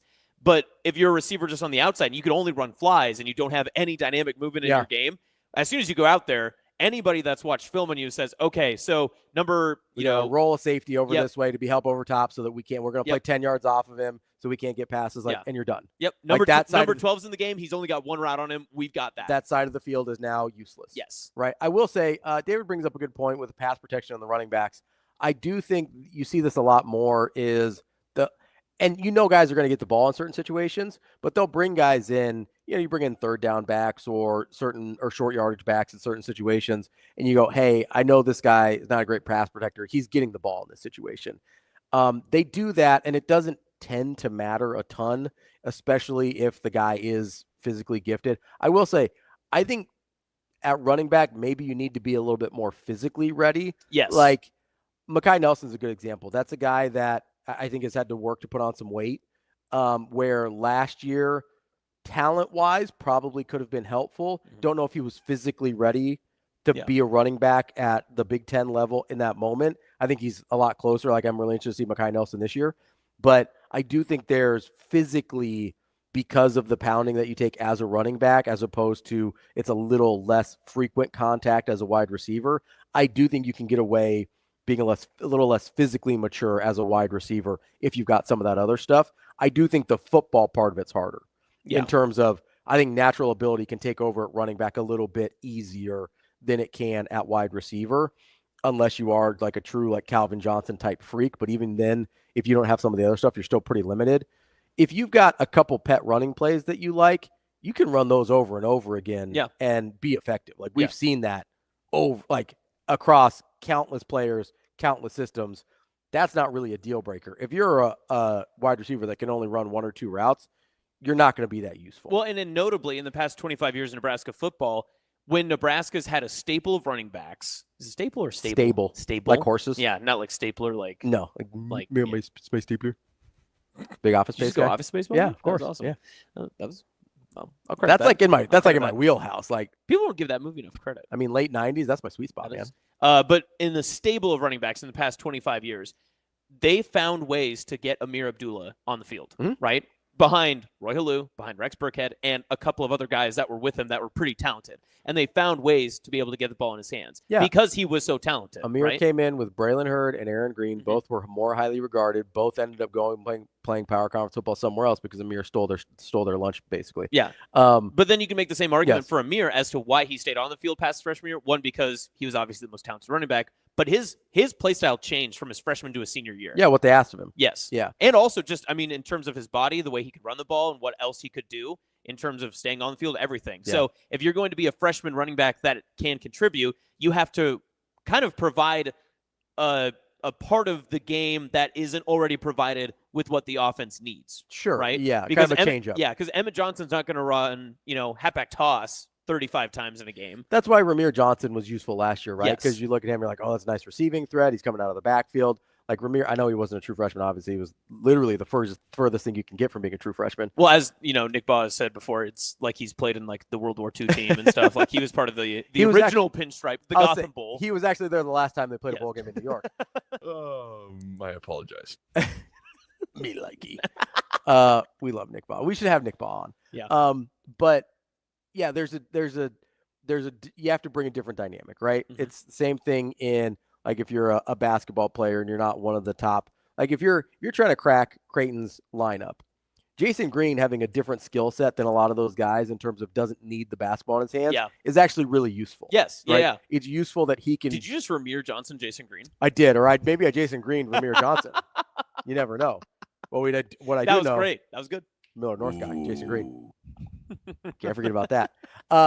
No, but I do think that's a fair point, that if you've got a different skill set than some of the more established running backs in the room, that also can get you onto the field as well, where that can be a little trickier with wide receiver, but I do think there's opportunities there. But physically, I do think you need to be more ready at running back because you're going to take some hits. Yeah. Like there's no way around it. I don't know if I agree with you on that. I originally did, but just the issue of if you are a true freshman receiver and you're out there and you are not physically ready for the type of contact that you're going to get in the Big Ten, they'll jam and press you to force you to get off the line, and you will have to be technically sound, and you'll have to have a little physicality with it too. Yeah, I think if you Illinois did that. If you are technically sound, I think you can get away with being a little less physically mature at wide receiver. That's fair. Like it's not like Ja'Cory Barney was a big guy last year. Yeah, right. Like, and he found like he's really good at everything else. By the way, he looks bigger this year. Like he does. Yes. He looks like he is. When he's juking kids out. Spent some time in the weight room. Like he looked good at the road race. But Ja'Cory Barney was pretty slight last year. Yeah. Like Jalen Lloyd was been pretty slight his 2 years at Nebraska before going to Oklahoma State this year. And they found ways on the field because they're good at the other stuff. Even if you're good at the other stuff at running back, if you're that far below kind of what the median would be in terms of physicality, I think you're going to have a hard time getting on the field. That's what I mean with the physicality part of it. Can I ask you a non-football question? Sure, absolutely. So they had the Nebraska football, behind-the-scenes hype video release yesterday online. Do you think we'll get an alternate jersey this year? Ooh, I hope so. I like the alternate jersey. I know this is a unpopular take. This is going to be very unpopular. I like some of the alternate jerseys. Some of them have been very bad. I typically like the All Blacks. New Zealand, no. The All Black jerseys. That's a rugby joke. I typically like the All Black. The black shirt one was great. The black uniforms. Yeah. Anytime there's like a black helmet, like I'm in for that. There was one that was kind of like an old school numbering. It looked kind of like a throwback. It was red jersey with white. They might have done a white with a red too, but it's like an old school numbering that I really, really liked. I didn't love the leather helmet look one. Very bad. And not great. Consider that it was done better by Illinois later, made it even worse. I didn't like the one with the giant N in the middle. Yeah. Didn't like those. That was kind of the first one, right? That was early. That was the Taylor Martinez, right? Yes, and they had I think all the Adidas schools did them, like a version of it. So because Wisconsin had there were like alternate road uniforms that they played Nebraska in. Yeah. And so I didn't love those, but you didn't mention the best one of all, the blue stripe one. I barely even noticed there was a different uniform. Somebody was like, "Oh, it's an alternate uniform." I was like, "What do you mean?" They're like, "Oh, the numbers are outlined in blue." Oh, cool, thank you. I'm glad that Adidas felt that it was necessary. Just don't even do it at that point. Yeah, you can't even see that on TV. Yes, yeah, no, and certainly not in person. No, it wasn't great. Unless I'm buying a jersey and it's in my hands this far from my face, I did not know there was a blue outline. They had the white camo for the Buffalo game a couple of years ago. So I actually liked that one. I did too. And it kind of came out, there was some good gear that came from that too. I've got a little jacket that is like from the white camo, and I'm generally not a camo guy. The white camo is a nice look. Yeah. I thought it was. So I think I like more of the alternates than I dislike. Rumor online has it that they're 90s throwbacks. I'm trying to even think what that would look like. I think our guy TK actually got a screenshot of it. I'll see if I can find this tweet. I feel like the 90s throwbacks are mostly just the same. Like, yeah, more or less. They're not that different. I don't know. See if I can find this. I want him to. Also, TK's yelling at me online because I posted a potentially mean thumbnail, but that couldn't be me. I would never do that. It was definitely you. It's always you. No, Oh yeah, here, look at this. This is what we got here. So this was from the video. So people are speculating that's mostly the same. Yeah. Like it's almost. It is. Yes, it is. Yeah. That's the thing. Now, if they go full crop top, I'm in. If we can get that to be a crop top, big crop top guy. Could you imagine? Troy Dannon signs that. I'll pay the fine. No problem. Crop top. Who would you want to see crop top 90s throwback alternate uniforms against? What team? Yeah. Ooh. I want Houston Christian. I want all the highlights. I want as many highlights in the crop tops as possible. Whoa, Rico, calm down there, buddy. I mean, you'd get the most run out of the Michigan game. Stop. Yeah. So I actually agree with Rico there. I don't the throwbacks, unless they're like really far back so they actually look different. Mm-hmm. But like the 90s uniforms look almost exactly the same. Fair. Yeah. Like I don't like if you're going to do an alternate uniform, do an alternate uniform. Make it something different. Do the white camos. Those were sick. Do one of the black ones, like the black shirt ones, or honestly, I liked any of the all black ones. Yeah. I thought they were really cool looking. Like just do something different. So make them yellow, just make a full corn cob? Pass. Okay. I'm out on the corn cob uniform. No corn cob uniform? I've seen a mock-up. I think Dave Fight did a mock-up of a corn cob uniform, which like seems up his alley. I think it was him. If not, then he just got a shout out for no reason. We should have Brand Goods cook one of those. Cook up an alternate or a corn cob uniform. A corn cob uniform. That should be our new softball jerseys. Corn cob. That's corn cob uniforms. Yeah. Although we all called the hot dogs. So yeah. I don't know. I want something different. I personally am a big fan of anything where you're going with the black jerseys. I think black jerseys are a really nice look for almost any school. I don't have an issue with alternate uniforms. I think I've been kind of wishy-washy on this at different times because some of the alternate uniforms I've been so staunchly against that it makes me not want to see it in alternate uniform again. But then sometimes they have ones that are just good enough. The black shirt one, and I think Kenny played in this one. I think it was the UCLA game that they had the black tops, white bottoms. It was just a black stripe, and they had the black shirt like emblems on the shoulders or something along those lines. Those were great. I really, really liked those ones. I agree. The only problem is that Nebraska doesn't have like these utterly dominant performances in alternate uniforms. I think everyone just assumes that they're a curse. Yeah, that's stupid. It is. That doesn't make any sense. I also don't buy into the surrender white uniform. I don't either. So these ones were okay with the different numbers. Yeah, see, these are the ones I'm talking about, yeah. Those are sick. Yeah, like those. This is terrible radio, by the way. I love those. Those are great. The black with the red. Actually, I think I can throw these on screen quick. Yeah, why don't you do that? Okay, whoa. All right. Sorry. Hey, technology boy, why don't you figure it out over here? Ravi in the dead of the night on a weekend. Ravi comes up to me at a softball game. He goes, "Hey, did you get my message on Teams?" No, dude, I log off. I try to have a work-life balance, brother. That's different than the white balance you normally bring to the equation. Let's take a quick break. Austin's going to try and find some alternates we can throw up on the screen and When rate. Austin and I do the show together, it's called Off-White. We can rate different ones here. But I'll be honest. I am more pro than con on the alternate uniforms. Okay. Just make them actually look different. Hey, this is actually the perfect time of year because who knows, later today we might learn about alternate uniforms. I hope so. I love that helmet, by the way. Yeah, that was the camo one. Yeah, the white camo helmet with one, the NU on there. That's a great helmet. Oh, and Lil Dave brings up Steelers alternate uniforms look awful. Have you seen those? They look exactly like the ones that Bain destroyed the stadium in. You thought darkness was your ally. You thought Hines Ward would return this kickoff. To be fair, he did score. He did. Now, the rest of the But team, at what cost? The rest of the team, much like Chris Pat, fell in a pit. Yeah. But it's what are you gonna do here? Yeah. Well, You have to end the season after that, right? Scrub season? Replacements? I should not say that. Anyway. No, okay. You just play road games. You're fine. We'll be back more at Sports Live. Avery Howard here with Emmett Johnson at Dillon's first ever youth camp. You guys are all out here. O-linemen's out here. You guys, the wide receivers. Why was it important for the offense to come support him today? Man, it was really important, man. If we had a camp, Dillon would be there for us. So it just shows the brotherhood that we have in the room. It just shows how close we are as a team. So it means a lot for us to come out here and support him. Dillon's doing a great job of giving back to the community. So it's been really fun. And for you guys to interact with these kids and watch their faces light up when they get to interact with you, what does that mean for you guys? Means a lot, man. We was all kids just like them coming out here. They're having a lot of fun, and they're really excited to be at Dillon's camp. So it's just great to be able to give back to them. You know how much Nebraska football means to all these little kids. When they leave, what do you hope they know and think about Nebraska football? They know that we got some great players, not just football players on the field, but great humans. And I hope they take that into their lives after this camp and just have fun with everything they do.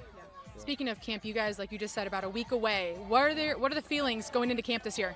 Man, I'm really excited, man. We got a really great team this year, a really great brotherhood. So it's going to be a really, really fun year, and we're just got to go into camp healthy, just take care of business, and then let everything handle itself.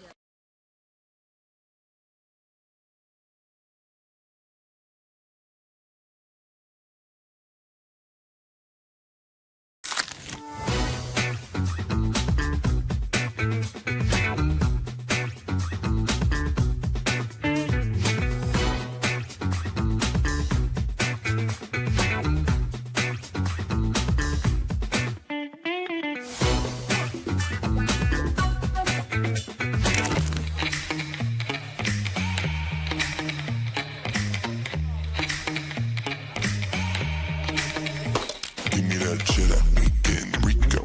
Big money rolls like burritos. Give me that hot sauce, no pico. Give me that.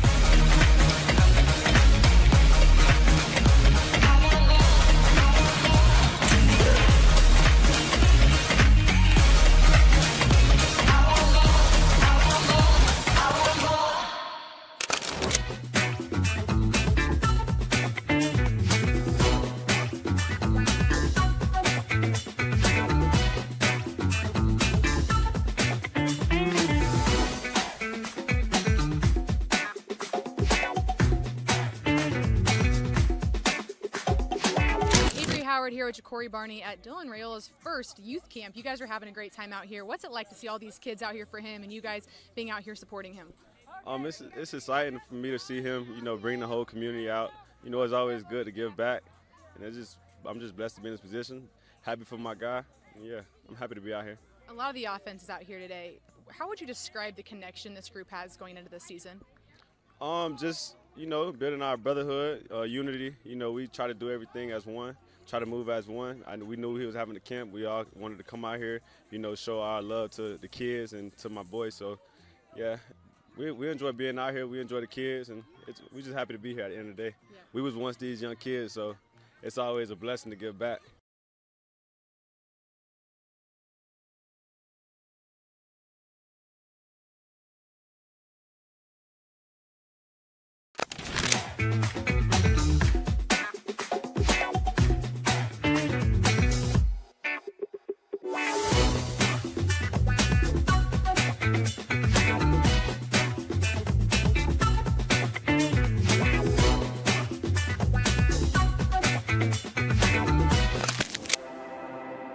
We're in the neighborhood, just down the street.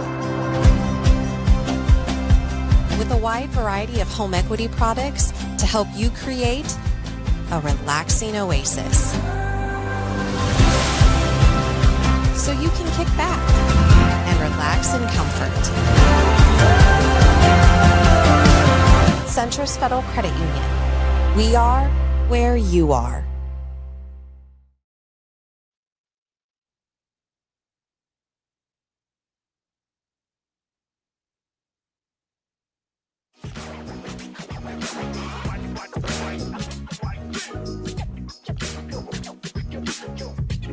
You're listening to Hurrdat Sports Live.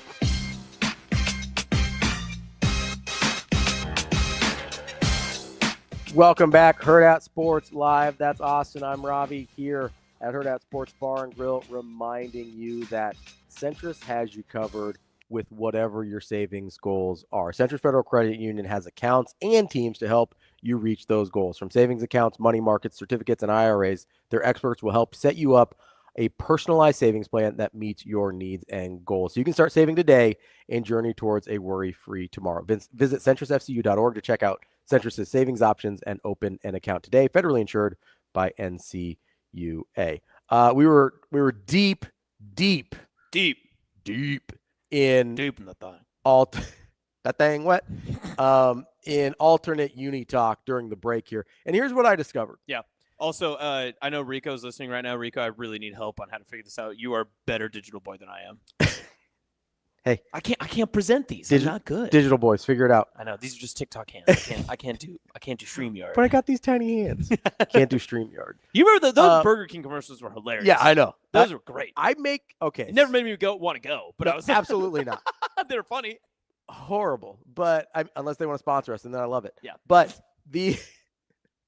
but I've got these tiny hands way more than, and everyone just looks at me like they don't remember. That was a national phenomenon. Yes. Those commercials. No, it was fantastic. It was ubiquitous, and people just look at me. I don't know if they don't understand the reference or if they just don't think it's funny. It can't be the second because it's always funny. It's always funny. Did it not get the run that I remember it having? Or were we just chronically on television at that time? That's a possibility for sure. That could have been it. So it might be very specifically, they may have been, because you know how there's certain commercials that's played during sporting events almost exclusively?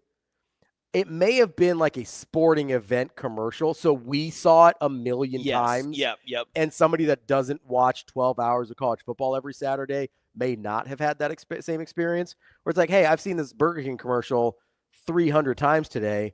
And somebody who only watches 1 or 2 football games a week is just like, oh, yeah, maybe I vaguely remember a weird Tiny Hands Burger King commercial. And it's not like it is it's like a core commercial memory for me. But I got these tiny hands. And I do the hands every and it was time. So funny, too, because they're like trying to pick up the burger and they're always like dropping it. And it's, oh, God, it's the best. And they're taking like these itty bitty little baby bites out of it. Oh, they're the best. If you like any of the tiny hands trends on TikTok, you have Burger King to thank. You be grateful, Gen Zers. I'm talking to you.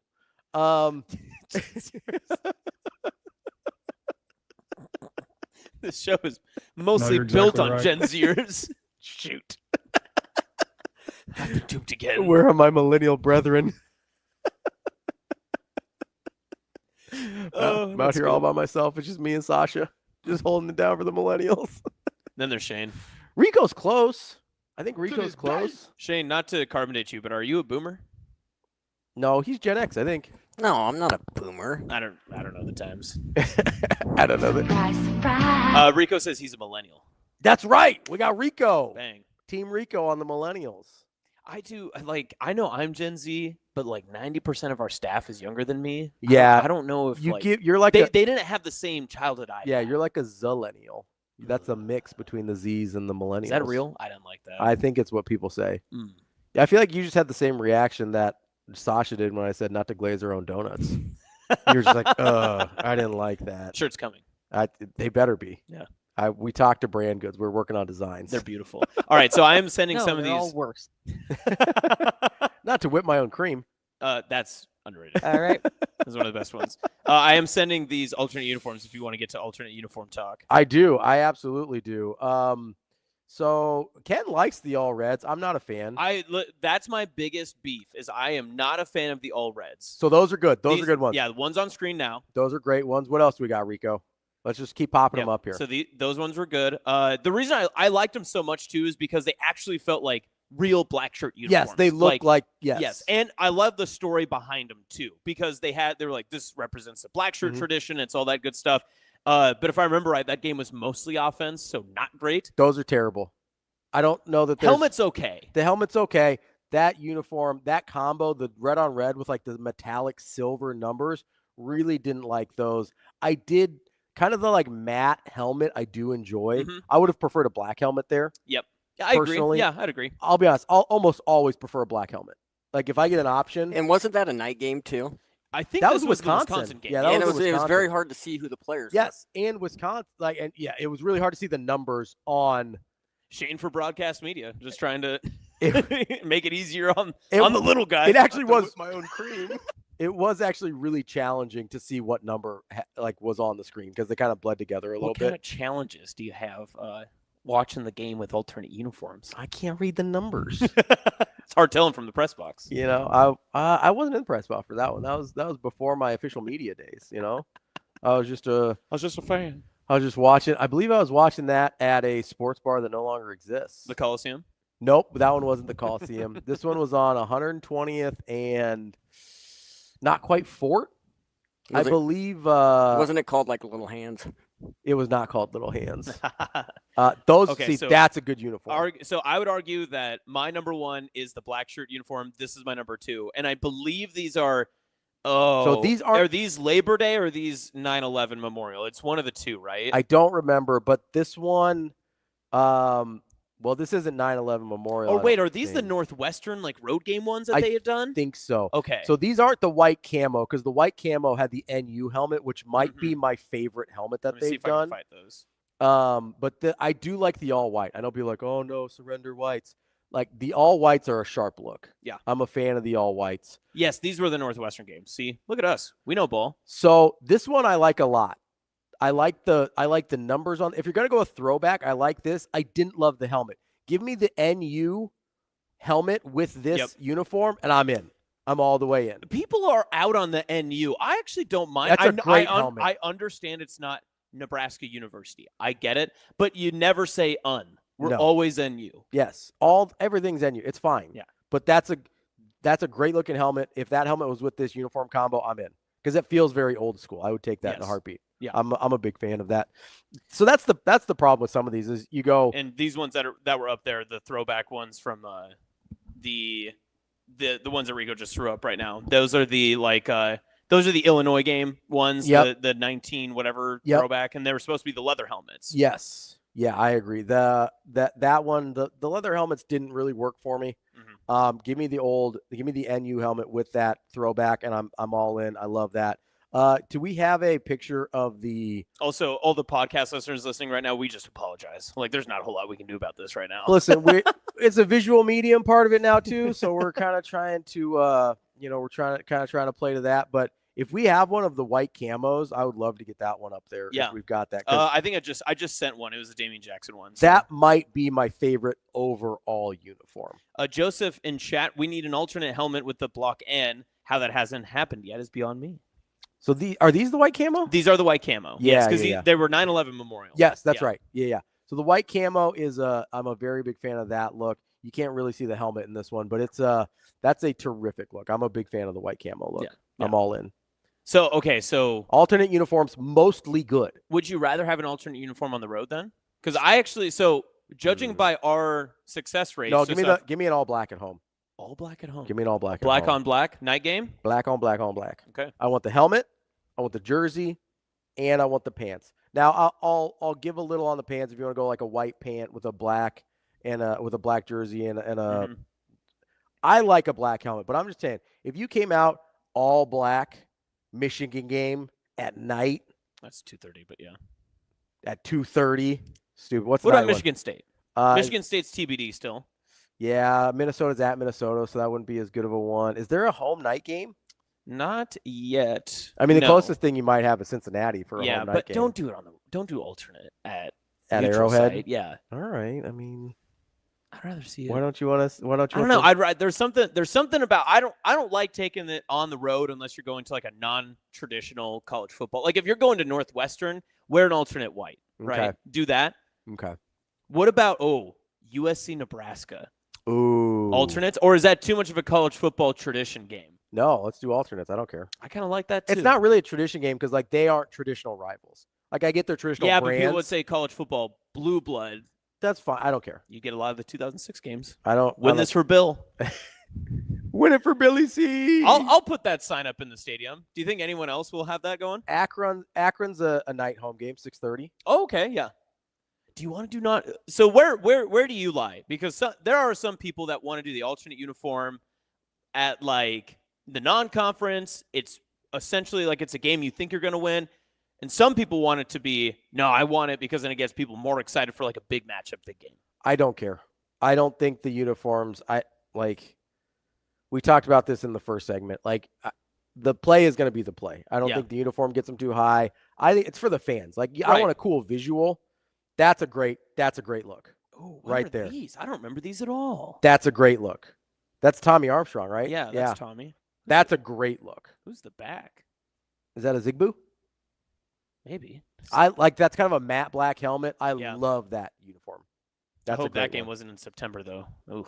That's a Northwestern. Yeah, that's a Northwestern game right there. I like those Northwestern ones too. The Northwestern ones aren't the bad. Purple stripe. Yeah, not bad. Not bad. I'll take. Oh, Monty Cross. Thank you, Justin.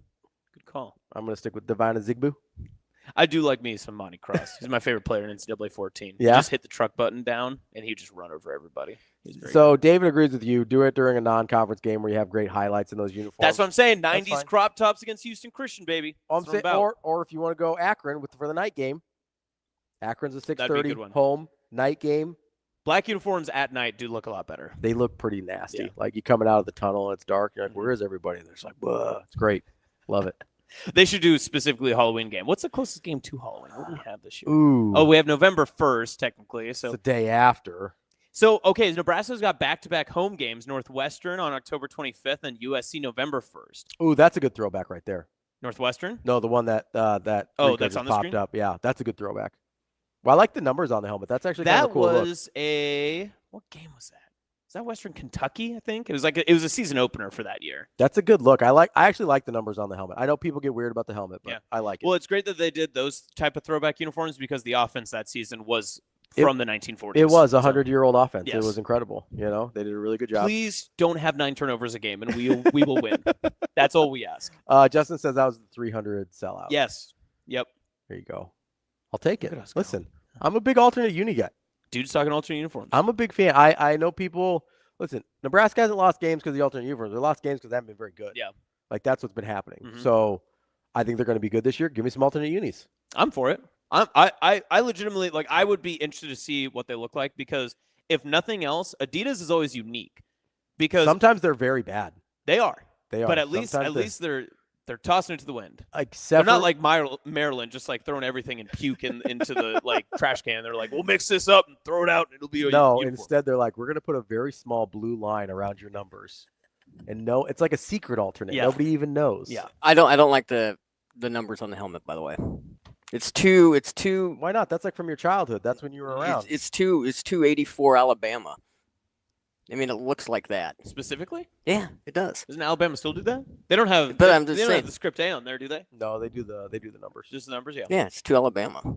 I don't like it. It just looks like that. There are some uniforms across college football I hope never do alternate uniforms. Yeah.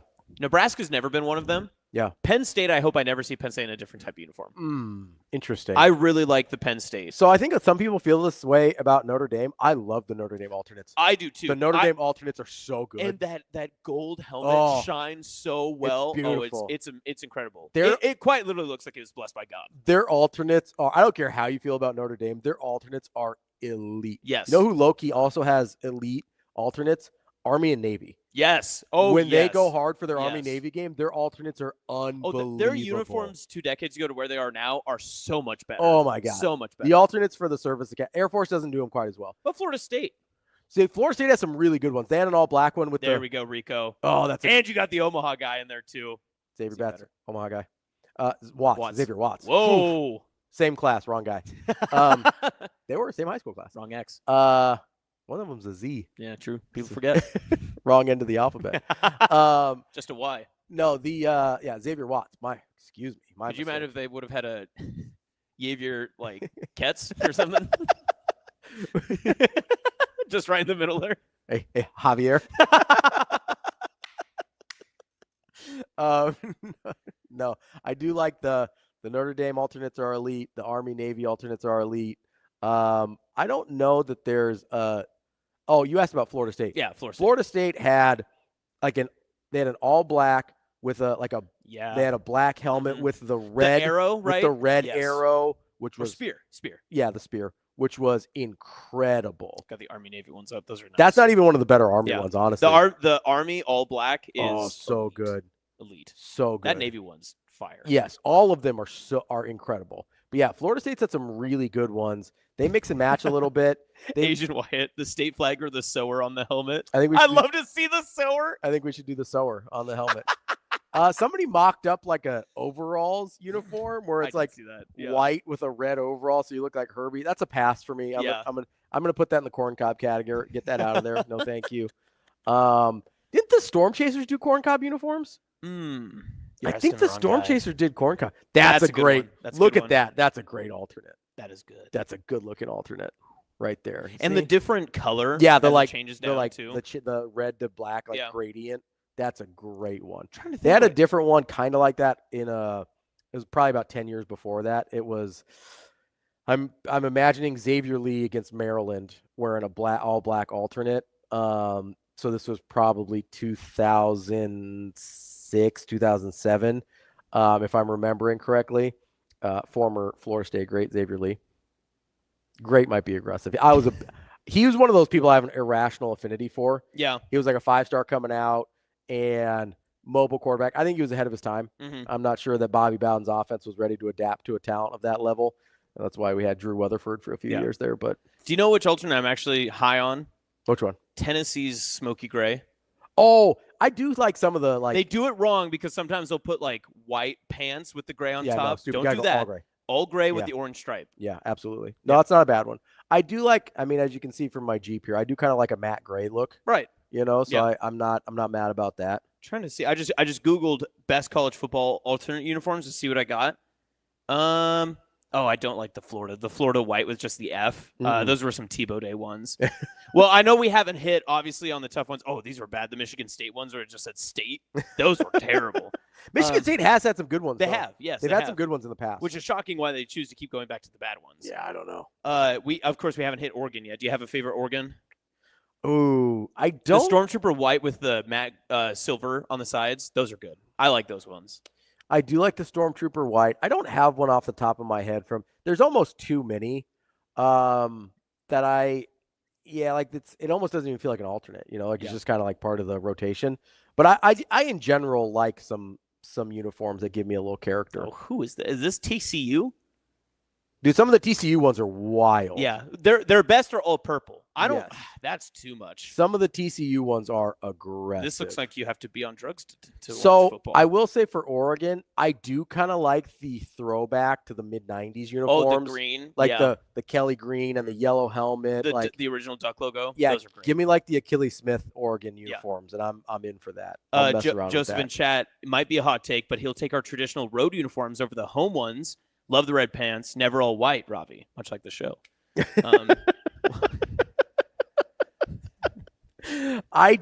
The surrender whites aren't a thing to me. I agree. I'm okay. I love the red pants are really good. They are. I'm okay if you don't want to go all white with your traditional uniform, but I'm not opposed to an all white alternate. Yes. So if you don't want to go white on white with your traditional, that's fine. Yep. But I'll go with an all white alternate. I can mess around with that a little I'm bit. always iffy on who's this? Is it Oregon State? No, this is Florida. Oh, gross. That's disgusting. I don't know where Rico found this. This was straight out of the swamp. Yeah, well, I listen. I'm here for a gator print. Like I kind of like what they were trying to do there, but it's very ugly. Yeah, that's very bad. It's aggressively ugly. Where are you on Ohio State's uniforms? They are trying to do the Notre Dame thing, but they don't do it as well. They're fine. Yeah, they're just fine. Yeah. Ohio State, I feel like with their color scheme could do better. Mm-hmm. And especially with Nike, they've never done anything I think I've been that impressed with. You're going to hate this. Do you know who I love running a college football dynasty with this team, changing up their uniforms? Wyoming. You like the Cowboys? Brown, yellow, and white, baby. No better color scheme in college football. The poop brown? The poop brown, the pea yellow? If you're going to be Wyoming Cowboys, those had to be your colors. You couldn't have done anything else. No, I get it. Like, it makes sense, but if that's what you're... You're so disappointed in me. I am. Like, I've done... You know who Loki has pretty good uniforms? Oklahoma State. I think they're a little overrated. Okay. I think they're a little overrated. Bang. That's my guy, Rico.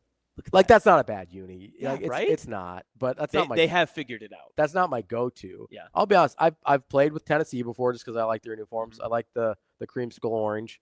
I've played with Minnesota before. I think they've got a clean color scheme. When they go too much gold, it's too much. Yes, you have the maroon needs to be prominent. Yes, yeah. They've got an all black alternate that I really like a lot. Actually, the Minnesota. Maybe I just like all black uniforms. That I feel like we're getting a pattern here. Yeah, not to small town this too much by any means, but if you haven't seen the Holdridge Duster uniforms and they go purple with the gold imprint, it's a beauty of a look. I think it's safe to assume I have not seen the Holdridge Duster uniforms. Oh, you're missing out. You're missing out on life's greatest choice. You want to talk about an alternate that's really good? The all black Miller North ones. The all black Miller North State baseball uniforms. Those were elite. I'm still trying. You want to talk about a team that got up for their uniforms? It was that Miller might have North been them. baseball. That That's what it was. That might have been them. They might have got it. I'm still trying to track down one of those hats. I'm on a mission. Those were elite. Dude, the all blacks were. You should do an ad read for that. Beautiful. Just in the final segment of the show. Is Boise State. I don't mind Boise State. I love what they've done with the Bronco on the side, where the Bronco dominates the side of the helmet. It just keeps getting bigger and bigger. Yes. Yeah. Like Brian Christopherson's coffee mugs. They just keep incrementally. Let it get bigger until someone says something. Yeah. They're like, so it's just, you don't even have the whole horse head on the helmet anymore. It's just its snout. Little Dave, I'll show you off air sometime. The UNK alternates that they made. Okay. UNK alternates are very, very I'm here good for this some year. UNK alternates. Yeah, Let's yeah. do it. Speaking on that, Northwest Missouri State, that green-white, I actually really like that. That's a Northwest nice Missouri color State, scheme. They do have some good colors. That's a clean there. color And they scheme. don't put too much black in it, which black can do like a lot of... Okay. We're past time. Can we get out of here? We got to get out of here. Big fan of Northwestern. Northwest Missouri State. I hadn't done that to you yet today. Yeah, 28 years of my career just down the drain. One sentence. That is a good color scheme. He was talking about uniforms. It's fine. You've said way worse. Yeah, but I know how this works. I'm really afraid that Rico's going to clip that. Oh, Rico's a bad friend. No, he's too good of a friend. He was texting me yesterday, and he was like, I've got some hot takes for you if you want to go viral again. Just go through their schedule, apparently. You want That's me to how read these off? Yeah, what do we got? Let's see what I got here. Let's pop off the Rico hot takes real quick. Let's see here. Okay. I was asking if he wanted any help with clips today, and I said, or he goes, you love getting people riled up. And I said, tomorrow should I say Bill Callahan just needs to come back? He said, talk about how great he actually was in comparison to Scott Frost. And I was like, oh, a double down. I mean, that's not even a hot take. That's just true. Just accurate. Yeah, right. They played in a Big 12 championship game with Bill Callahan. We did get some YouTube comment hate on that segment we did last week. People were Which upset. one? On the Billy C? Yeah. Billy C's underrated. These guys just aren't Nebraska fans. Okay. All right. At this point, fine. Whatever you say, bud. You have them going 10-2.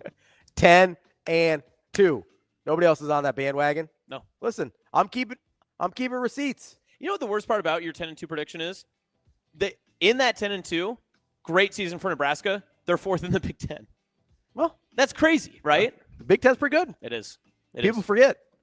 With all the SEC talk, people forget. Big Ten's pretty good. That's Austin. I'm Ravi. We'll be back tomorrow. DB will be joining us from Las Vegas tomorrow as well. It's Hurrdat Sports Live. See you. Have a good day. Love you.